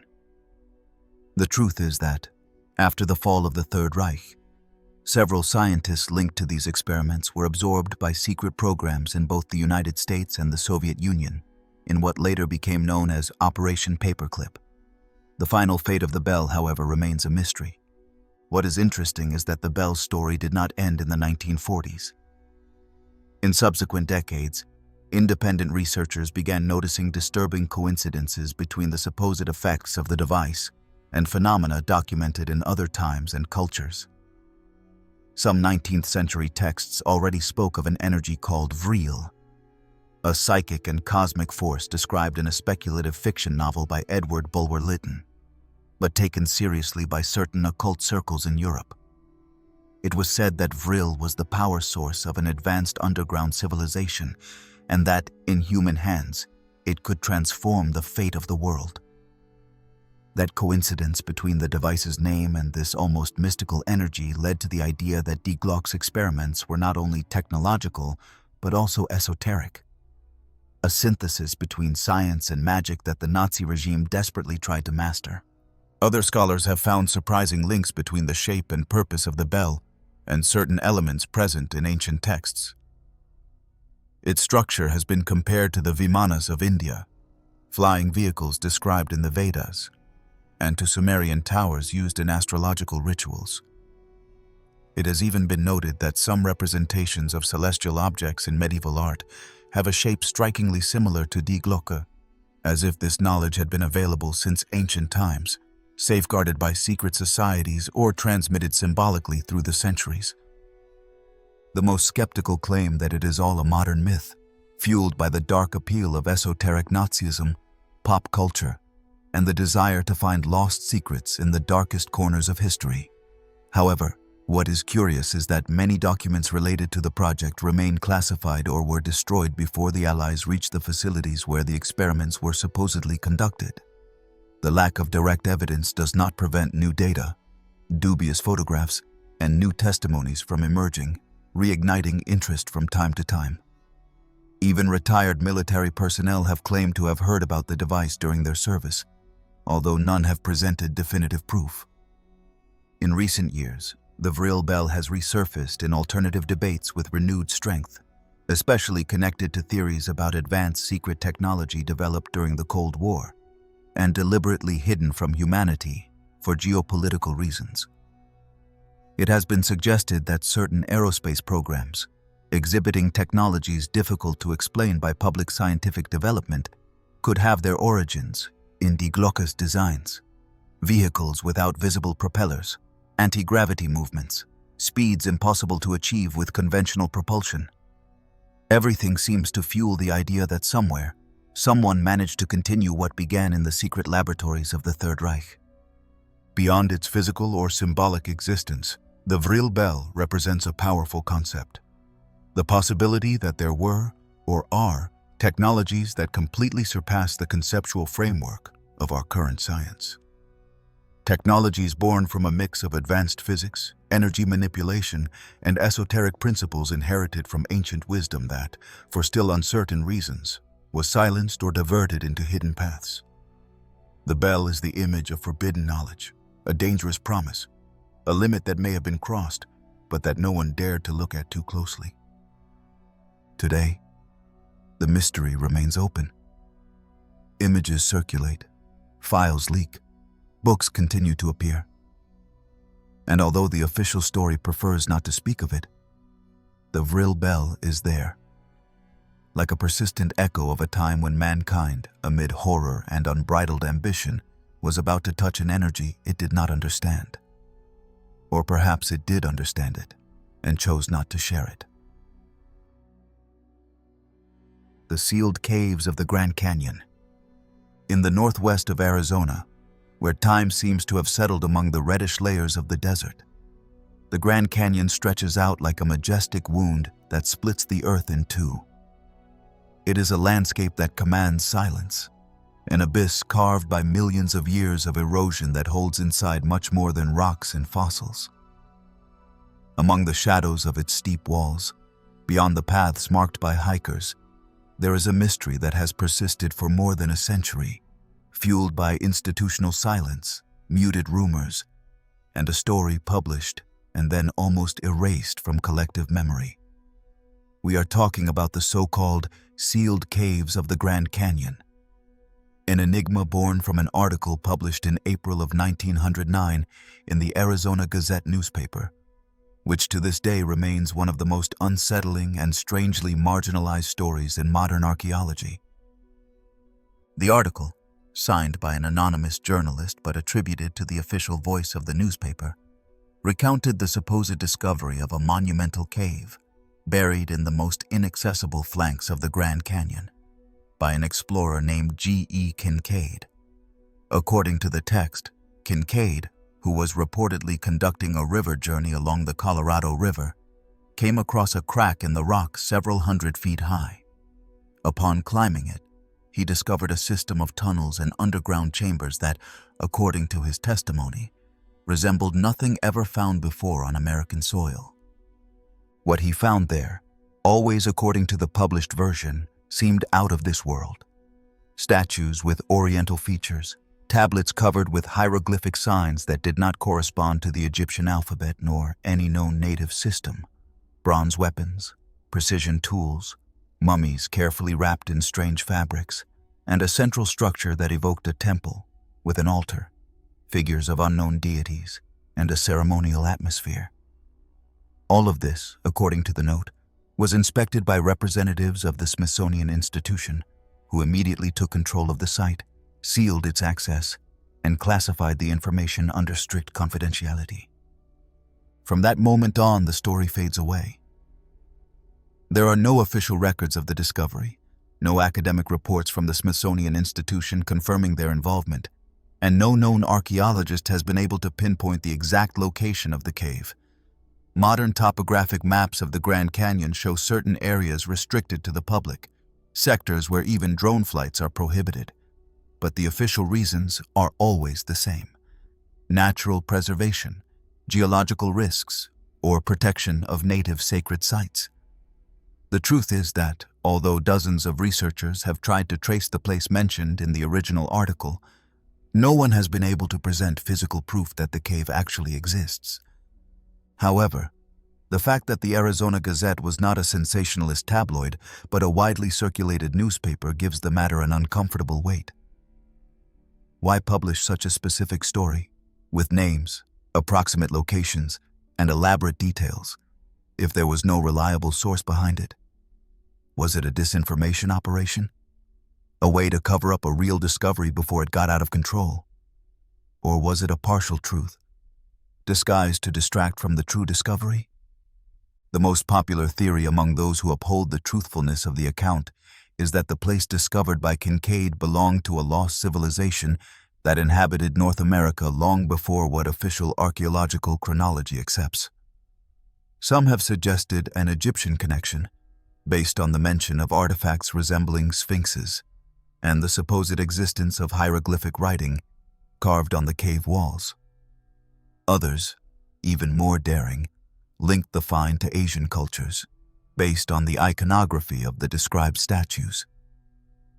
But there are also those who believe that what was found there does not correspond to any known civilization, but to a completely forgotten culture, possibly predating the last glacial period, whose traces were deliberately buried under layers of academic denial. It is not the first time there has been talk of advanced presence on the American continent before accepted history. Throughout the 20th century, out-of-place objects, called ooparts, have been discovered worldwide, many of them in North America. Stones carved with geometric precision in contexts where they should not exist, maps showing rivers that no longer flow, and ruins in caves that have never been explained. But the story of the Grand Canyon cave stands out for the way it was, apparently, aborted from its birth. The silence after the article is almost more eloquent than the text itself. Some modern explorers have tried to find the supposed entrance, but the canyon's geography works against them. The walls are steep, access routes are controlled by the National Park Service, and flights are restricted over much of the area. Many have been intercepted, fined, and forced to retreat without reaching their goal. There are those who claim hidden surveillance systems exist, and that the protection of the sector goes beyond environmental interest. Although it cannot be proven, the shadow of a deliberate cover-up operation hangs over this story like a constant presence. In circles most committed to alternative research, it has been claimed that the site holds secrets too important to come to light. Some speak of forgotten ancient technology, others of remains that could radically change the understanding of civilization origins, and there are even those who have linked the story to non-human subterranean structures. As often happens in these cases, the lack of definitive proof coexists with the intuition that the truth, or part of it, remains buried, not by accident, but by design. To this day, the original article from the Arizona Gazette continues to circulate among researchers and enthusiasts, reproduced, analyzed, and debated again and again. The Smithsonian Institution, for its part, has repeatedly denied any involvement in the case, claiming that no records, evidence, or reference to Kincaid or a cave of such characteristics exist in its archives. But that has not stopped interest from growing, nor new theories from arising with each generation. At its core, this mystery does not endure solely because of what was said at the time, but because the story was quickly suppressed, as if silence were part of a tacit agreement to keep certain thresholds of knowledge under control. The sealed caves of the Grand Canyon remain a powerful symbol, that of secrets that could have changed history but were stopped just in time. Perhaps they are there, in the reddish rock, waiting for someone to look again with different eyes. Or perhaps what was discovered was so inconceivable, so deeply disruptive, that it will never be allowed to see the light again. The Tower of Babel and the Lost Languages. There are stories that, although framed within myth or religious tradition, possess such a powerful symbolic force that they transcend centuries to embed themselves in the collective unconscious with the impact of a historical event. The story of the Tower of Babel is one of these cases, an image that has persisted as a symbol of ambition, punishment, and fragmentation, but also as a possible clue to a past much more complex and unknown than we usually admit. Because beyond the theological reading, the idea that at a remote point in history, all humanity spoke a single language and shared the same knowledge, only to be deliberately scattered and confused, carries a disturbing echo that resonates in many other ancient traditions. The story, contained in Genesis, describes a group of humans who, after the flood, decide to build a city with a tower that reaches the sky. Their purpose, according to the text, was to make a name for themselves and avoid being scattered. But the God of the narrative sees this endeavor as an act of pride and decides to frustrate it by confusing their language and spreading them across the face of the earth. This divine interruption of human communication has traditionally been interpreted as a punishment, but it can also be seen as a civilizational break, a turning point in which a unified humanity, with a common language and perhaps shared technology, was irreversibly fragmented. But did a tower, a mother tongue, and an original culture really exist before the diversity we know today? The clues, as is often the case with these kinds of mysteries, are scarce but provocative. Some archaeologists and historians have linked the Babel myth to real structures discovered in ancient Mesopotamia, particularly the ziggurats, those stepped brick towers that the Sumerians, Akkadians, and Babylonians erected as ceremonial centers. The most famous of these structures was Etemenanki, a ziggurat dedicated to the god Marduk in the city of Babylon, which may have reached 90 meters in height and whose description coincides in many aspects with the image conveyed by the Bible. Etemenanki, whose name means Temple of the Foundation of Heaven and Earth, was rebuilt several times over the centuries, and its function was not simply religious, but also astronomical and administrative. From its summit, the sky could be observed and the movements of the stars recorded, a key activity in Mesopotamian culture. If we accept that the Babel myth was inspired by this kind of building, the tower is no longer just a metaphor for human pride, but also a representation of ancient science, of a civilization's ability to connect heaven and earth through architecture, language, and shared knowledge. And it is precisely in language where the heart of this enigma lies.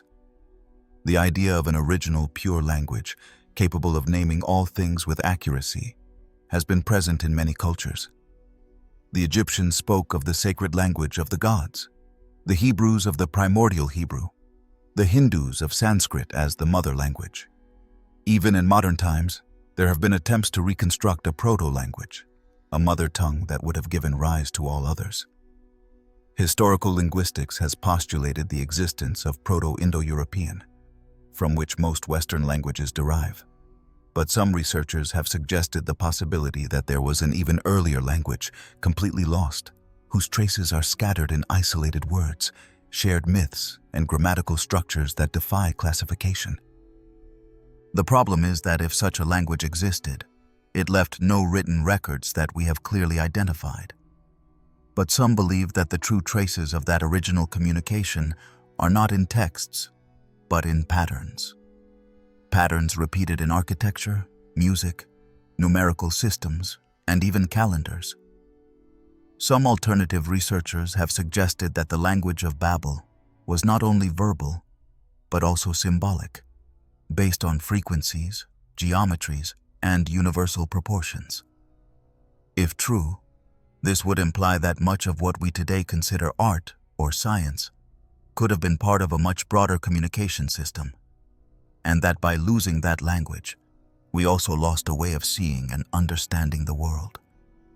Another, more esoteric view holds that the fragmentation of languages was a deliberate measure to prevent humanity from accessing certain forbidden knowledge, a kind of planetary censorship implemented from above or from a power we no longer understand. This idea has been fueled by the disturbing coincidences between myths from different cultures that never came into contact with each other. Stories of a tower or pile of stones connecting heaven and earth, of a time when men spoke alike and lived together, of a division imposed after an act of audacity. The versions change, but the symbolic core remains. Today, the Tower of Babel remains an unresolved enigma, not only because we cannot be sure how real its physical existence was, but because the very concept of a lost language confronts us with the limits of our historical understanding. If a primitive global civilization ever existed, capable of communicating directly, precisely, and universally, then all human history as we know it could be just a disconnected fragment of a greater narrative. And if that language was dismantled, whether by divine will or by a cultural catastrophe, then the Tower of Babel does not represent a punishment, but a warning. A reminder that knowledge, when concentrated too much or elevated beyond certain limits, can unleash forces that change the course of humanity forever. To this day, archaeologists continue excavating the ruins of Babylon and searching for traces of Etemenanki. Linguists study unlikely similarities between languages separated by thousands of kilometers. And restless minds keep wondering if at the foundation of the myth there is a truth waiting, buried in the dust of time, to be spoken again with the clarity of that language that once unified everything. The Cave of the Tayos, in the heart of the Ecuadorian Amazon jungle, where the green seems never-ending and the silence is broken only by the crackling of insects and the murmur of a distant river, lies one of the most intriguing scenes of unofficial archaeology, the Cave of the Tayos. Hidden among the thick vegetation of the Morona Santiago province, this system of underground tunnels has been for decades a source of myths, risky expeditions, and theories that challenge everything established. For some, it is just a spectacular natural formation. For others, the entrance to a forgotten world that could alter the understanding of human history. The cave's name comes from the Tayos, a nocturnal bird that nests in the internal walls of the system and has accompanied the inhabitants of the region since time immemorial. The Shuar community, ancestrally linked to the territory, has maintained a spiritual and practical relationship with this place. They have descended for generations to collect the nests of these birds, using climbing techniques that challenge even the most experienced modern climbers. But what they found down there was not only fauna. They also discovered what they describe as artificial structures, perfectly carved walls, impossible right angles, and chambers that do not seem to be the result of mere geological whim. The first major international push for the mystery happened in the 1970s, when the Hungarian-Argentinian explorer Juan Morix claimed to have discovered inside a subterranean metal library thousands of engraved plates with unknown inscriptions, along with humanoid figures, technological objects impossible to classify, and most puzzling of all, a feeling that the place had been designed with a purpose. His statements attracted the attention of multiple circles, from scientists to the military, and it was enough for an unprecedented expedition to be organized in 1976, sponsored by the Ecuadorian Army and led by none other than the British astronaut Neil Armstrong, the same man who had left his mark on the moon just a few years before. The official expedition, however, was quickly wrapped in a halo of suspicion. Although the entry was documented, and the existence of extensive underground galleries was confirmed, the final report was disappointing. No metal library was found, no out-of-context artifacts, nor any proof of artificial intervention. Scientists spoke of erosion, natural formations, and exaggerated interpretations by those who wanted to see more than what really was there. But what was not said in that report was that some sections of the cave were completely blocked, that less than a third of its total extent could be explored, and that many photographs and recordings were never released to the public. The supporters of the theory of human intervention in the Cave of the Tayos did not get discouraged. Over the years, new testimonies have emerged, some extremely detailed, claiming the existence of perfectly carved doors, stairs that seem to have been polished, and symbols embedded in walls that appear to resist the passage of time. There are descriptions of a central hexagonal chamber, with inscriptions that resemble ancient writing systems like Sumerian, but with unique features. The most curious thing is that several of these details were told by unrelated people, from retired military personnel to local explorers. Beyond the supposed metal library, what fascinates alternative researchers the most is the possibility that the cave is part of a much larger underground network, a sort of system of interconnected tunnels that would cross a good part of the South American continent. Some speculative maps speak of connections between Ecuador, Peru, and Bolivia, with branches reaching even northern areas of Chile and Argentina.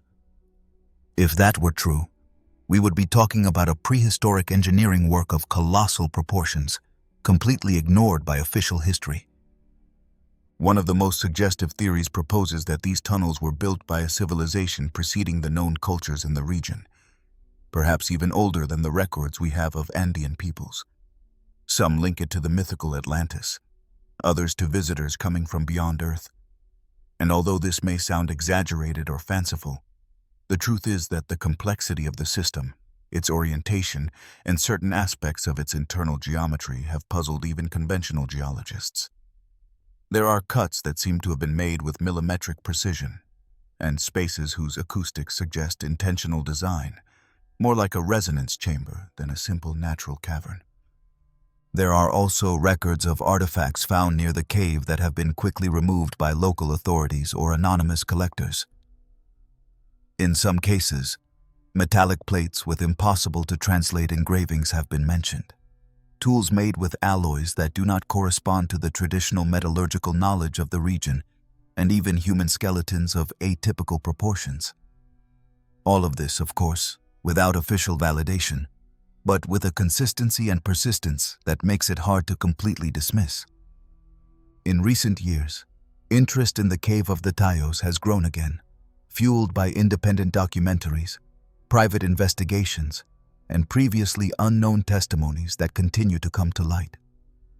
New expeditions have been organized, some with advanced technological support, although they almost always face the same obstacles: restricted permits, limited access, and, in some cases, evident tension with local and national authorities. The jungle, for its part, remains indifferent, as if protecting a secret it is not ready to reveal. Today, the Cave of the Tayos is still there, beneath tons of rock, time, and silence. What it really contains in its depths is an unresolved mystery, but the number of elements at play suggests its story is much deeper than what official reports dare to acknowledge. Was it a center of ancestral wisdom? A buried archive from a vanished civilization? A natural work so perfect that it confuses even expert eyes? All are open questions, but what no one can deny is that this place has a magnetism that traps, a call that seems to whisper from the darkness of the tunnels, asking to be heard. The Mexica Sunstone and its hidden meaning. In the heart of the National Museum of Anthropology in Mexico City, in a room that seems designed to stop time, rests one of the most imposing, puzzling, and symbolically dense archaeological pieces of all Mesoamerica: the Sunstone, popularly known as the Aztec calendar. Its very presence commands attention. Carved from a basalt block with a diameter of more than 3 meters and weighing over 24 tons, this piece is not simply a ceremonial sculpture. For many researchers, both conventional and alternative, it represents a complex encoding of time, the cosmos, collective memory, and the cyclical transitions of humanity. The official history states that this stone was sculpted under the command of Emperor Sacsayhuamán in the 15th century, and that its main function was to represent the Mexica calendrical system, a combination of the 365-day solar calendar, known as Chupohuali, and the 260-day ritual calendar, the Tonalpohuali. However, anyone who truly stops to observe the iconographic density of the stone understands that they are facing something much deeper than a simple representation of the passage of time. There are elements which, when analyzed patiently, seem to transmit encrypted messages, as if the ancient Mexica sages intended to leave behind an ancestral knowledge meant to be interpreted centuries later, when the world would be ready to understand it. At the center of the stone is the face of the god Tonatiuh, the sun of the current era, with his tongue depicted as a sacrificial knife and his hands holding human hearts. This image has been interpreted by generations as a reference to the insatiable nature of the solar deity, who demands blood to maintain his daily journey across the sky. But it can also be read as an allegory of balance, the sun as a vital force that must be fed to sustain the harmony of the universe. Surrounding his face are the symbols of the 4 previous suns, the cosmic eras that, according to Mexica mythology, preceded the current world and ended in destruction: the jaguar sun, the wind sun, the rain of fire sun, and the water sun. These suns are not mere metaphors, but cyclical representations of processes of extinction and rebirth, cycles that, for some esoteric schools of thought, could refer to astronomical events, magnetic pole shifts, natural catastrophes, or even cosmic interventions beyond the comprehension of modern science. In this sense, the stone would function as a kind of timeless warning, a guide that allows one to read universal history as a sequence of dawns and dusks, where each civilization completes a cycle that eventually fades to make way for the next. In the outer rings, the iconography becomes even more cryptic. There are glyphs representing the 20 days of the ritual month, but also geometric representations that seem to follow astronomical patterns. Some scholars have suggested that these symbols could allude to the transit of Venus, a celestial body of vital importance in the Mesoamerican worldview, and to solar and lunar eclipses. The most intriguing aspect is that these patterns appear to be organized not only from a visual logic, but also from a sophisticated mathematical knowledge that allows reading the stone as a stony time machine, a way to record and project cosmic events with surprising precision. Various alternative researchers have gone even further, suggesting that the center of the stone represents a dimensional gateway. Some claim that the Mexicas knew ways to connect with other realities through symbolic and energetic rituals, and that this stone functioned as a portal, not physical but symbolic, towards other levels of consciousness or even towards past or future times. Under this vision, the sunstone would not be just a date marker but a spiritual tool for temporal navigation. Some of the most debated elements among archaeologists and historians are the fire serpents framing the stone, known as Xucoatl. These creatures, related to solar fire and cyclical time, seem to coil upon themselves, forming a symbol that recalls eternity. Interpretations range from representations of the time cycle in its infinite dimension to a possible encoding of extreme climatic events or planetary transformations. Some have even linked these symbols to records of ancient solar storms, or to phenomena that could have been experienced as radical changes in the behavior of the sun and its effects on Earth. The discovery of the stone in 1790, buried face up in the Plaza Mayor of Mexico City, is also a reason for reflection. Its concealment might not have been accidental. Some argue it was deliberately buried by the Mexicas themselves in anticipation of the empire's imminent fall, as an act of symbolic preservation. Others believe that its position, oriented toward the sky, is a key in itself, a sign that it was meant to remain there until someone with the proper vision could interpret it. Today, the Sunstone continues to attract thousands of visitors each year, many of whom see it as a work of art without pausing to contemplate the cosmic weight it might hold. But those who study it carefully recognize in it a living object, a legacy of coded wisdom that we have yet to fully decipher. Its language is that of cycles, of symbols, of time as a spiral rather than a straight line. Perhaps, in that way of understanding time, lies the key to its deepest message. Because if the world does not move in a straight line, but turns like a cosmic gear, then what once was, will be again. And in that eternal return, the Sunstone seems to whisper something we have not yet finished hearing.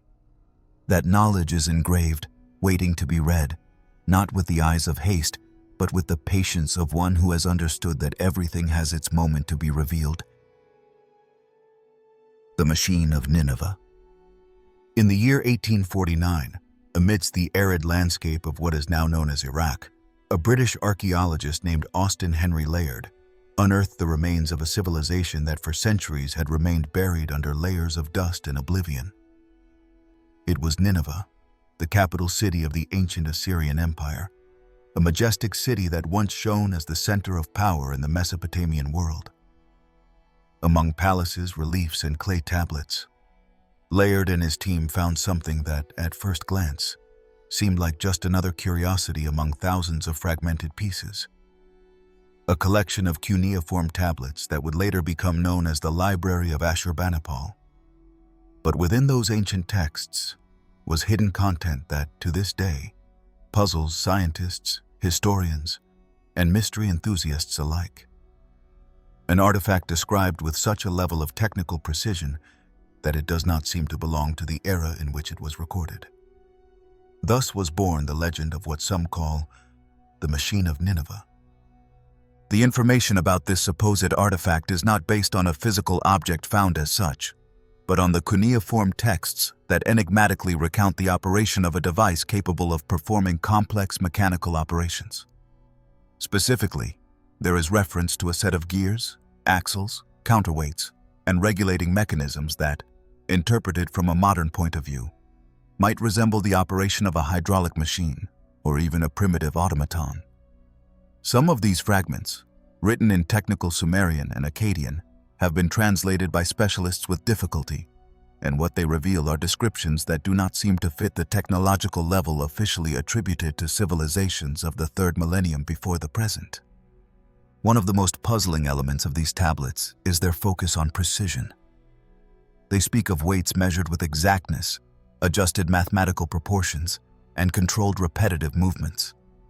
Some researchers have linked these descriptions with the tradition of Babylonian water clocks or clepsydras, but others go further and argue that what is described could be a sort of analog computer, very similar in concept to the Antikythera mechanism found in Greece, though several centuries older. If this were true, we would be facing a technology that not only was ahead of its time, but also challenges our linear view of human progress. The true enigma is not only in what the tablets describe, but in what they suggest. That advanced technical knowledge existed, meticulously recorded and used for purposes we still do not fully understand. Some interpretations suggest that this machine may have been used to perform astronomical calculations, perhaps to predict eclipses, solstices, planetary conjunctions, or to regulate the ritual calendar. Other, bolder theories point to it possibly being a small-scale energy generator, based on principles lost over the centuries. The possibility that a device with such characteristics existed in such a remote era raises uncomfortable questions. How is it possible that such complex technical knowledge was developed without leaving a gradual evolution in the archaeological records? Where are the prototypes, the intermediate models, the workshops where it would have been produced? This documentary void has led some to speculate that the Machine of Nineveh was not an original invention of Assyrian culture, but an inheritance, a technology transmitted from a previous civilization that disappeared without a trace.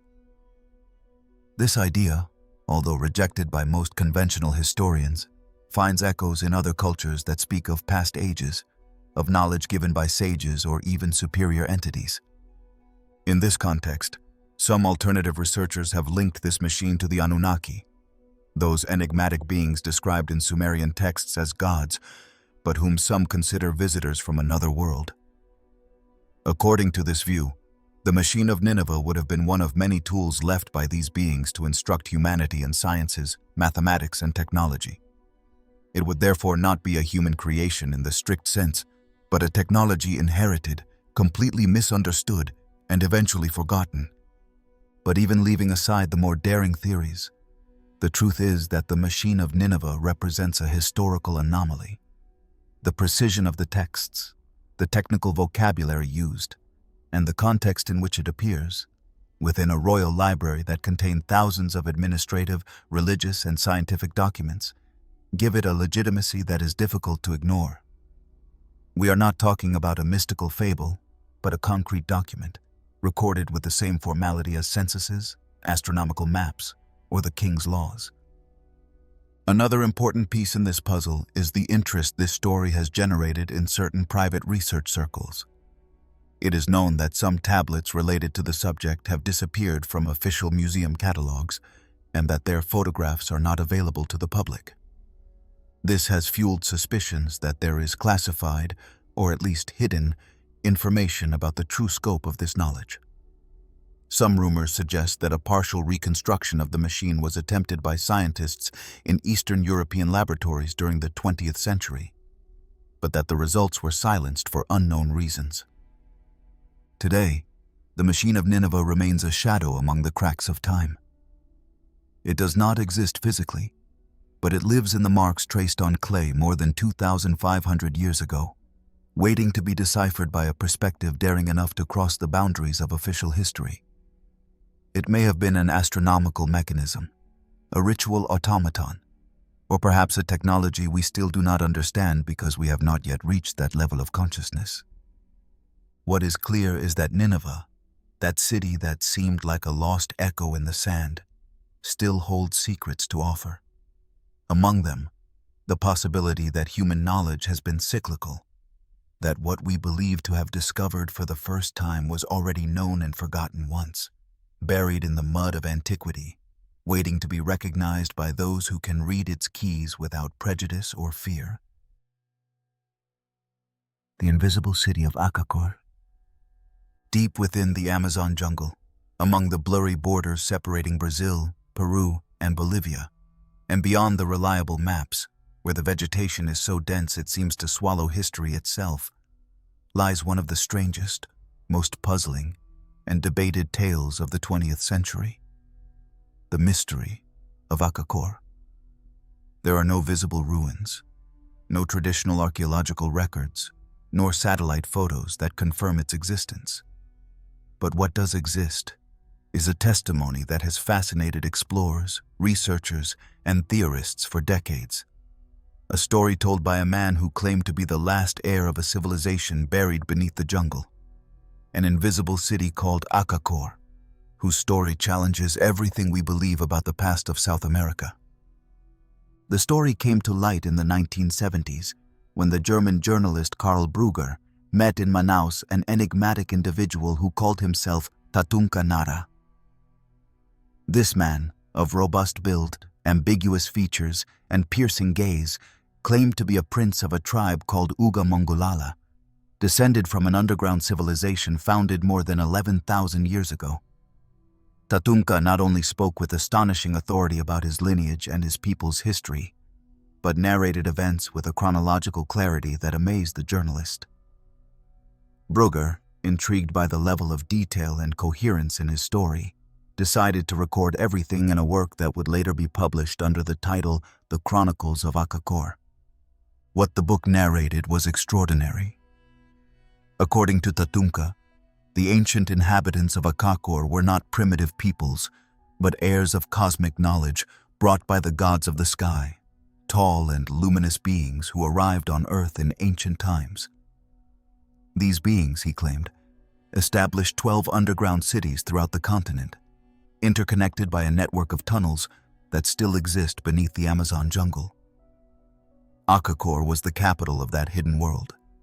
According to the chronicle, the gods taught humans engineering, medicine, astronomy, and advanced forms of communication before returning to their world, not without first warning that they would come back in the future. The story advanced with descriptions so detailed that it was difficult to dismiss as a mere invention.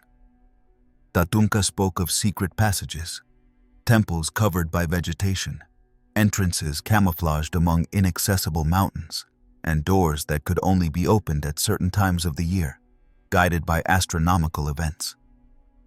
He recounted how, after the gods withdrew, the civilization of Akakor prospered for millennia, surviving catastrophes, invasions, and climate changes, until, gradually, it was lost within the layers of time, buried under centuries of silence. But the most disturbing aspect of the case was what happened after the book's publication. Some adventurers, inspired by Tatunka's words and in search of the mythical Akakor, ventured into the jungle and did not return. Several cases were documented, including those of German and Swiss tourists last seen in the company of Tatunka Nara. The Brazilian police investigated, but nothing conclusive was ever proven. The mystery deepened in 1984, when Karl Brugger, the journalist who had brought the story to the world, was murdered on a street in Rio de Janeiro by an unknown assailant. The crime remains unsolved to this day. These coincidences, combined with the content of the chronicles, have fueled all kinds of theories. Some claim that Akakor exists and has been deliberately hidden by governments or institutions fearing the impact its discovery would have on official history. Others believe that Tatunka Nara was an imposter, a skillful storyteller who mixed indigenous mythology, science fiction, and real historical elements to construct an irresistible narrative. But there is a third, more unsettling possibility: that Tatunka was truly a witness to something, perhaps an ancestral oral tradition passed down through generations, and that his story, although loaded with symbolism and ambiguity, hides truths we have yet to interpret.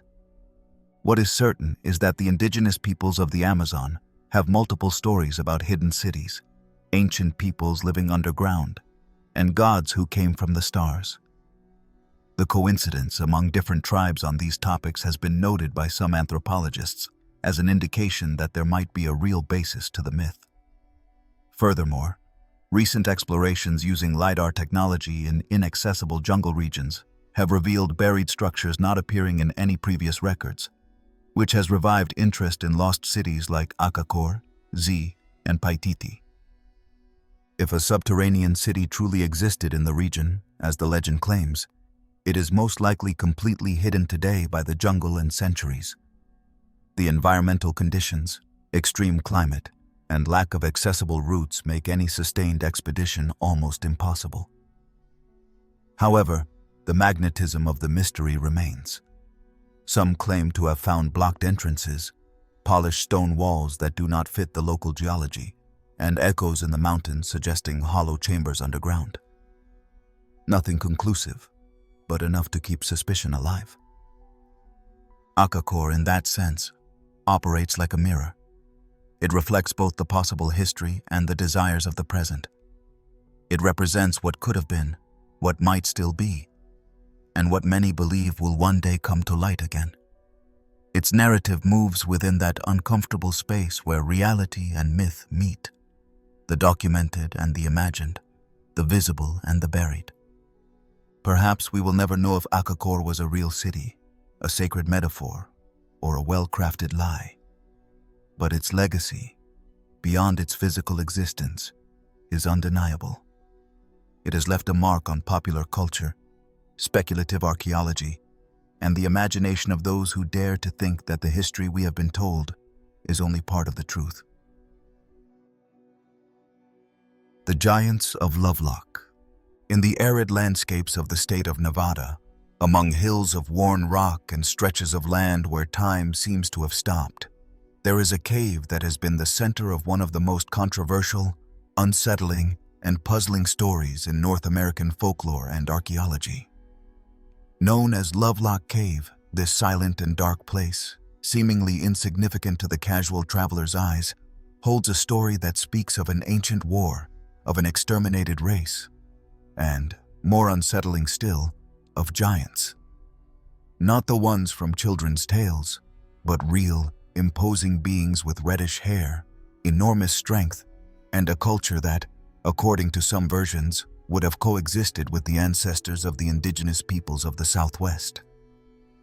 It all begins in the early 20th century, when a group of miners, searching for guano to use as fertilizer, started digging in the cave. What they found, without looking for it, was a surprising accumulation of archaeological remains: bone tools, sandals woven with extraordinary precision, perfectly preserved baskets, and among all these, human remains that seemed to defy conventional logic. Skeletons over 2.5 meters tall were reported, skulls of unusual proportions, and red hair that, even after centuries, retained a rusty and eerie tone. These findings immediately fueled an already existing legend in the oral tradition of the Paiute, the local indigenous people. According to this legend, long before the arrival of Europeans, their ancestors fought a fierce war against a race of cannibal giants known as the Siteka. They were described as enormous, violent, red-haired, and capable of running at seemingly impossible speeds. The story says that the Paiute, unable to defeat them with brute force, finally cornered them in a cave, the very same Lovelock cave, and there burned them alive, sealing the entrance with stones while the flames did the rest. It was an act of desperation, but also of liberation. The end of an era that could not coexist with the new humanity. The clash between this tradition and the material findings sparked immediate controversy. Some archaeologists tried to downplay the matter, claiming the remains were simply of particularly tall individuals, but still within normal human parameters. Other researchers, however, began collecting testimonies and evidence pointing to something far more disturbing. The original miners' stories spoke of enormous skeletons, some of which disappeared without explanation shortly after being discovered. Some bone fragments and artifacts were sent to museums, but over time, many of them ceased to be available to the public, or were reclassified under other categories. One of the most controversial items was the discovery of a sandal over 40 centimeters long, woven with meticulous technique that suggested not only great craftsmanship, but also a foot of exceptional proportions.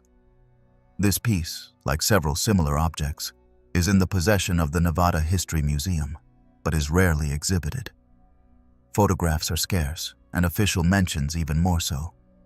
This institutional silence has further fueled suspicion that there is an attempt to suppress a part of history that does not fit the conventional narrative. On the other hand, the fact that numerous ancient cultures, both in America and other parts of the world, share myths about giants, has led many to wonder if these stories could have a common root. From the biblical Nephilim to the giants of Norse mythology or the Greek Titans, the figure of the colossal being seems deeply rooted in the human psyche. But when accounts from such distant cultures coincide in details like size, red hair, or violence, coincidence begins to seem less likely. Science, for its part, has shown caution. There are genetic conditions like gigantism that can explain isolated cases, but it is unlikely that an entire population consistently displayed these characteristics, much less that they were capable of organizing themselves culturally and militarily, as suggested in the Paiute legend. Some geneticists have requested studies on the hair fragments found, but no conclusive analyses have been made public. The aura of mystery also grows due to the lack of reliable photographs of the supposed giant skeletons. Old images have been shown, some authentic and others evidently altered, which has further clouded the debate. The line between myth, fraud, institutional manipulation, and reality has blurred to such an extent that, to this day, it is impossible to completely separate legend from fact. However, the truly powerful aspect of the Lovelock case does not lie solely in the possibility that a race of giants once existed, but in what it implies for our understanding of the past. Official history tends to follow pre-established paths, traced by centuries of academic tradition, but every so often cracks emerge that allow glimpses of parallel narratives. stories that challenge established frameworks and that, although uncomfortable, refuse to disappear. Lovelock Cave, silent and little visited, remains there like a fossil echo of a forgotten war or a fable too strange to be entirely ignored. The walls do not speak, but the bones, the baskets, the sandals, and the stories passed down through generations have a voice of their own. A voice that unsettles, that challenges, and that perhaps holds in its silences the truth of a humanity more complex than we are willing to accept. The Sound Temples of Malta. In the center of the Mediterranean, where the blue waters gently lap against the rocky shores of an island, lies one of the oldest and least understood archaeological complexes of human civilization. Malta, small in size but immense in history, houses temples whose age dates back more than 5,000 years before our time, even earlier than the pyramids of Egypt or Stonehenge. But among all these ancient structures, one stands out for a puzzling peculiarity that challenges both archaeologists and acoustic physicists. The Hal Saflieni Hypogeum, an underground temple whose acoustic properties seem to have been designed with a precision difficult to imagine for a prehistoric civilization. This underground complex, discovered in 1902 by accident during construction work, is a labyrinth of chambers carved into limestone, passages descending 3 levels, showing a level of architectural planning impossible to attribute to chance. But the most enigmatic feature is not the structure itself, but one of its smaller, darker chambers, known as the Oracle Room. There, any sound emitted in a low tone resonates throughout the temple in a way that transcends conventional logic. A deep chant or a word pronounced at the right frequency can vibrate along all the walls, as if the stone itself were alive. This phenomenon has not gone unnoticed. Acoustic researchers have analyzed the chamber and reached conclusions as fascinating as they are disturbing. The echo inside the temple is not random, but perfectly calibrated. The sound resonates between 95 and 120 Hz, a frequency that interacts directly with the human body, particularly the ribcage and the skull. In other words, anyone inside the chamber not only hears the sound but literally feels it vibrate within their body. This sensory effect can alter perception, induce trance states, and according to some testimonies, even provoke visions. The most baffling part is that this chamber was not created with modern technology or precision instruments. The civilizations that inhabited Malta during the Neolithic barely used copper tools, yet they achieved a resonance that contemporary architecture would struggle to replicate without advanced digital models. This raises an inevitable question. How did these prehistoric builders achieve such finely tuned acoustics? Was it a fortunate accident, or, as many begin to suspect, the result of ancestral knowledge about the properties of sound and its impact on the human mind? The ancient Maltese left very few written clues, which makes interpreting these temples even more difficult. However, their construction seemed to be precisely aligned with astronomical phenomena, like solstices and equinoxes, suggesting a highly developed observation of the sky. In this context, sound may have played a key ritual or spiritual role, part of ceremonies that connected the individual with the forces of nature, the cosmos, and the divine. It would not be far-fetched to think that the temples of Malta were not only places of worship, but tools for transforming consciousness, spaces where architecture, acoustics, and symbolism united to provoke an inner change. The hypothesis that low sounds induce altered states of consciousness is not new. Cultures around the world have used Tibetan bowls, harmonic chants, low-frequency drums, and guttural chants as vehicles for spiritual trance. What is remarkable here is that this phenomenon is carved in stone, with millennial permanence, in the heart of a temple that seems designed more to be felt than seen. In a world where mystical experiences tend to be ethereal, here in Malta, they were sculpted in rock. Following this discovery, other temples on the island have been examined through the lens of acoustics. In places like Najdra or Hagarchim, specific resonances have also been recorded, though not as pronounced as in the hypogeum. This has led some researchers to propose that the entire megalithic architecture of Malta may have been based on sound principles, which would completely transform our understanding of Neolithic religious or spiritual practices.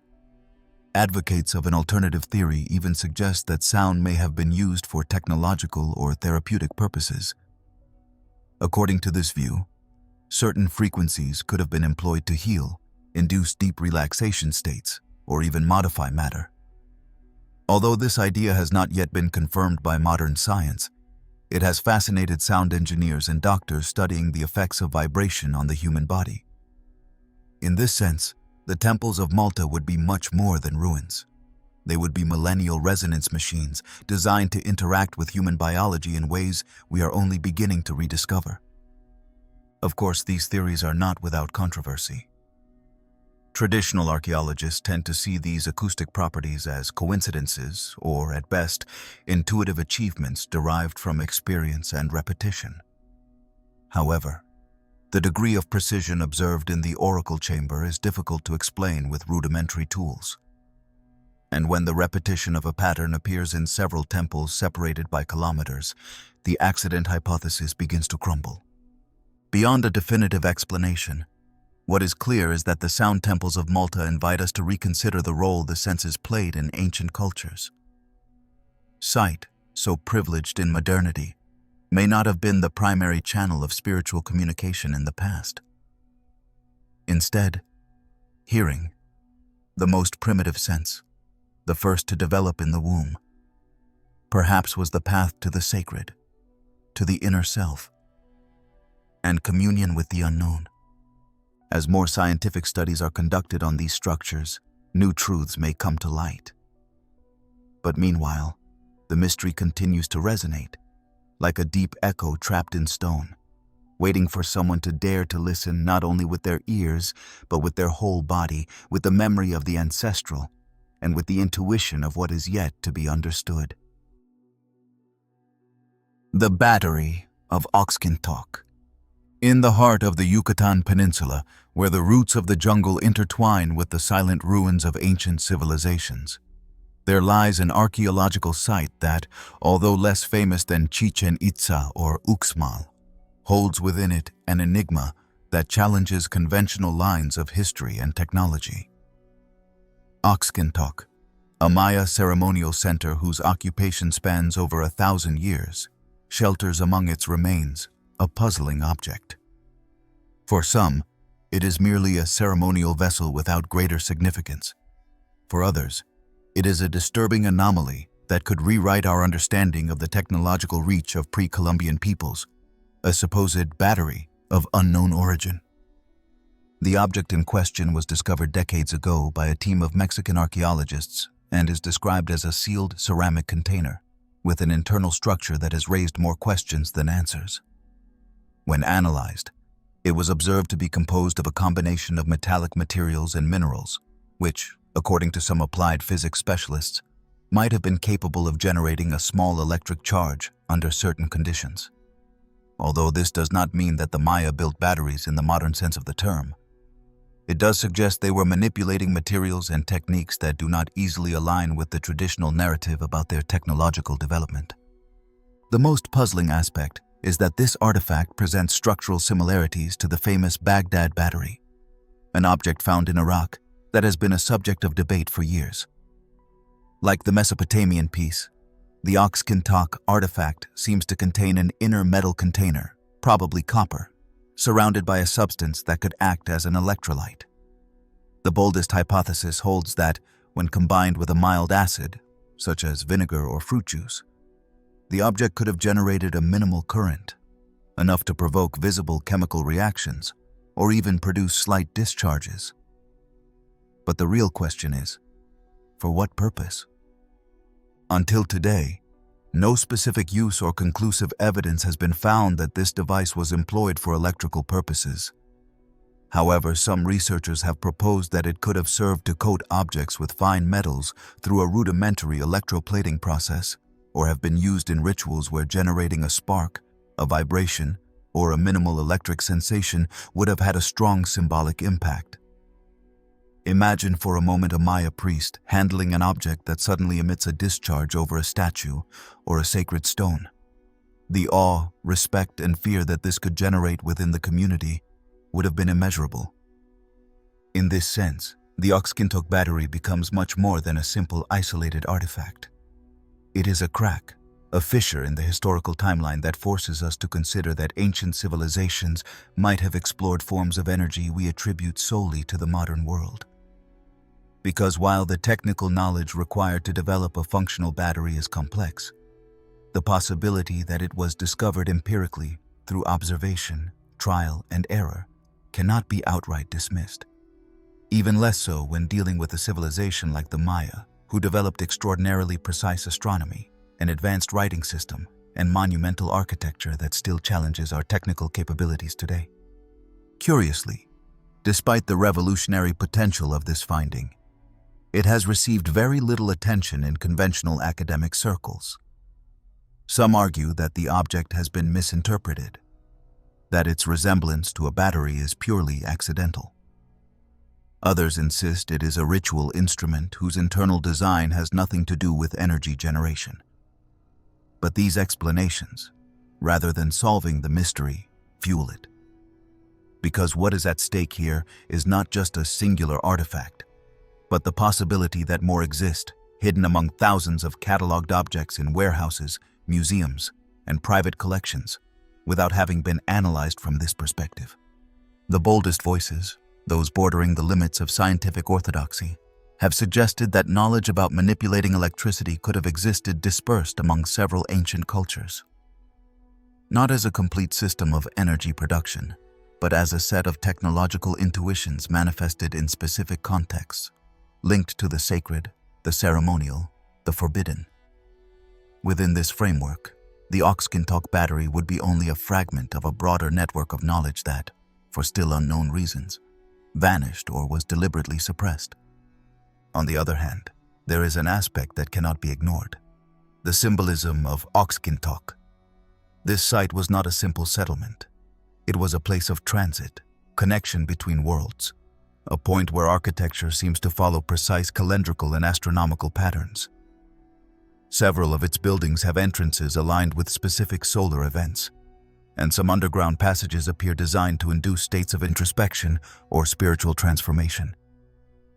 In that context, the use of an artifact capable of producing a spark or an electric tingling would have fit perfectly as part of a ritual of contact with the divine, as if energy itself, invisible, intangible, served as a bridge between the human and the transcendent.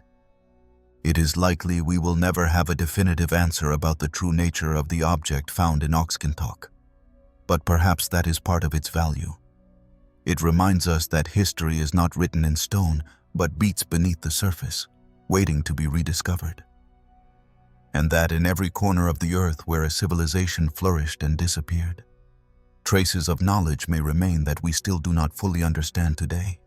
Vestiges of an ancient wisdom that does not need to be identical to ours to be legitimate. Oxkintok, with its still latent mystery, invites us to look with new eyes, to set aside the modern arrogance that assumes everything ancient is rudimentary, to listen humbly to what stones, symbols, and millenary silences continue whispering, and perhaps, just perhaps, to ignite a spark, not only electric but also of consciousness, that allows us to reconnect with what we forgot we knew. And here ends this journey through some of the oldest and most baffling enigmas that still persist in humanity's memory. If any of them made you question what you thought you knew, leave it in the comments. Subscribe if you want to keep exploring what history hides and time conceals. Thank you for joining me one more night. Good night.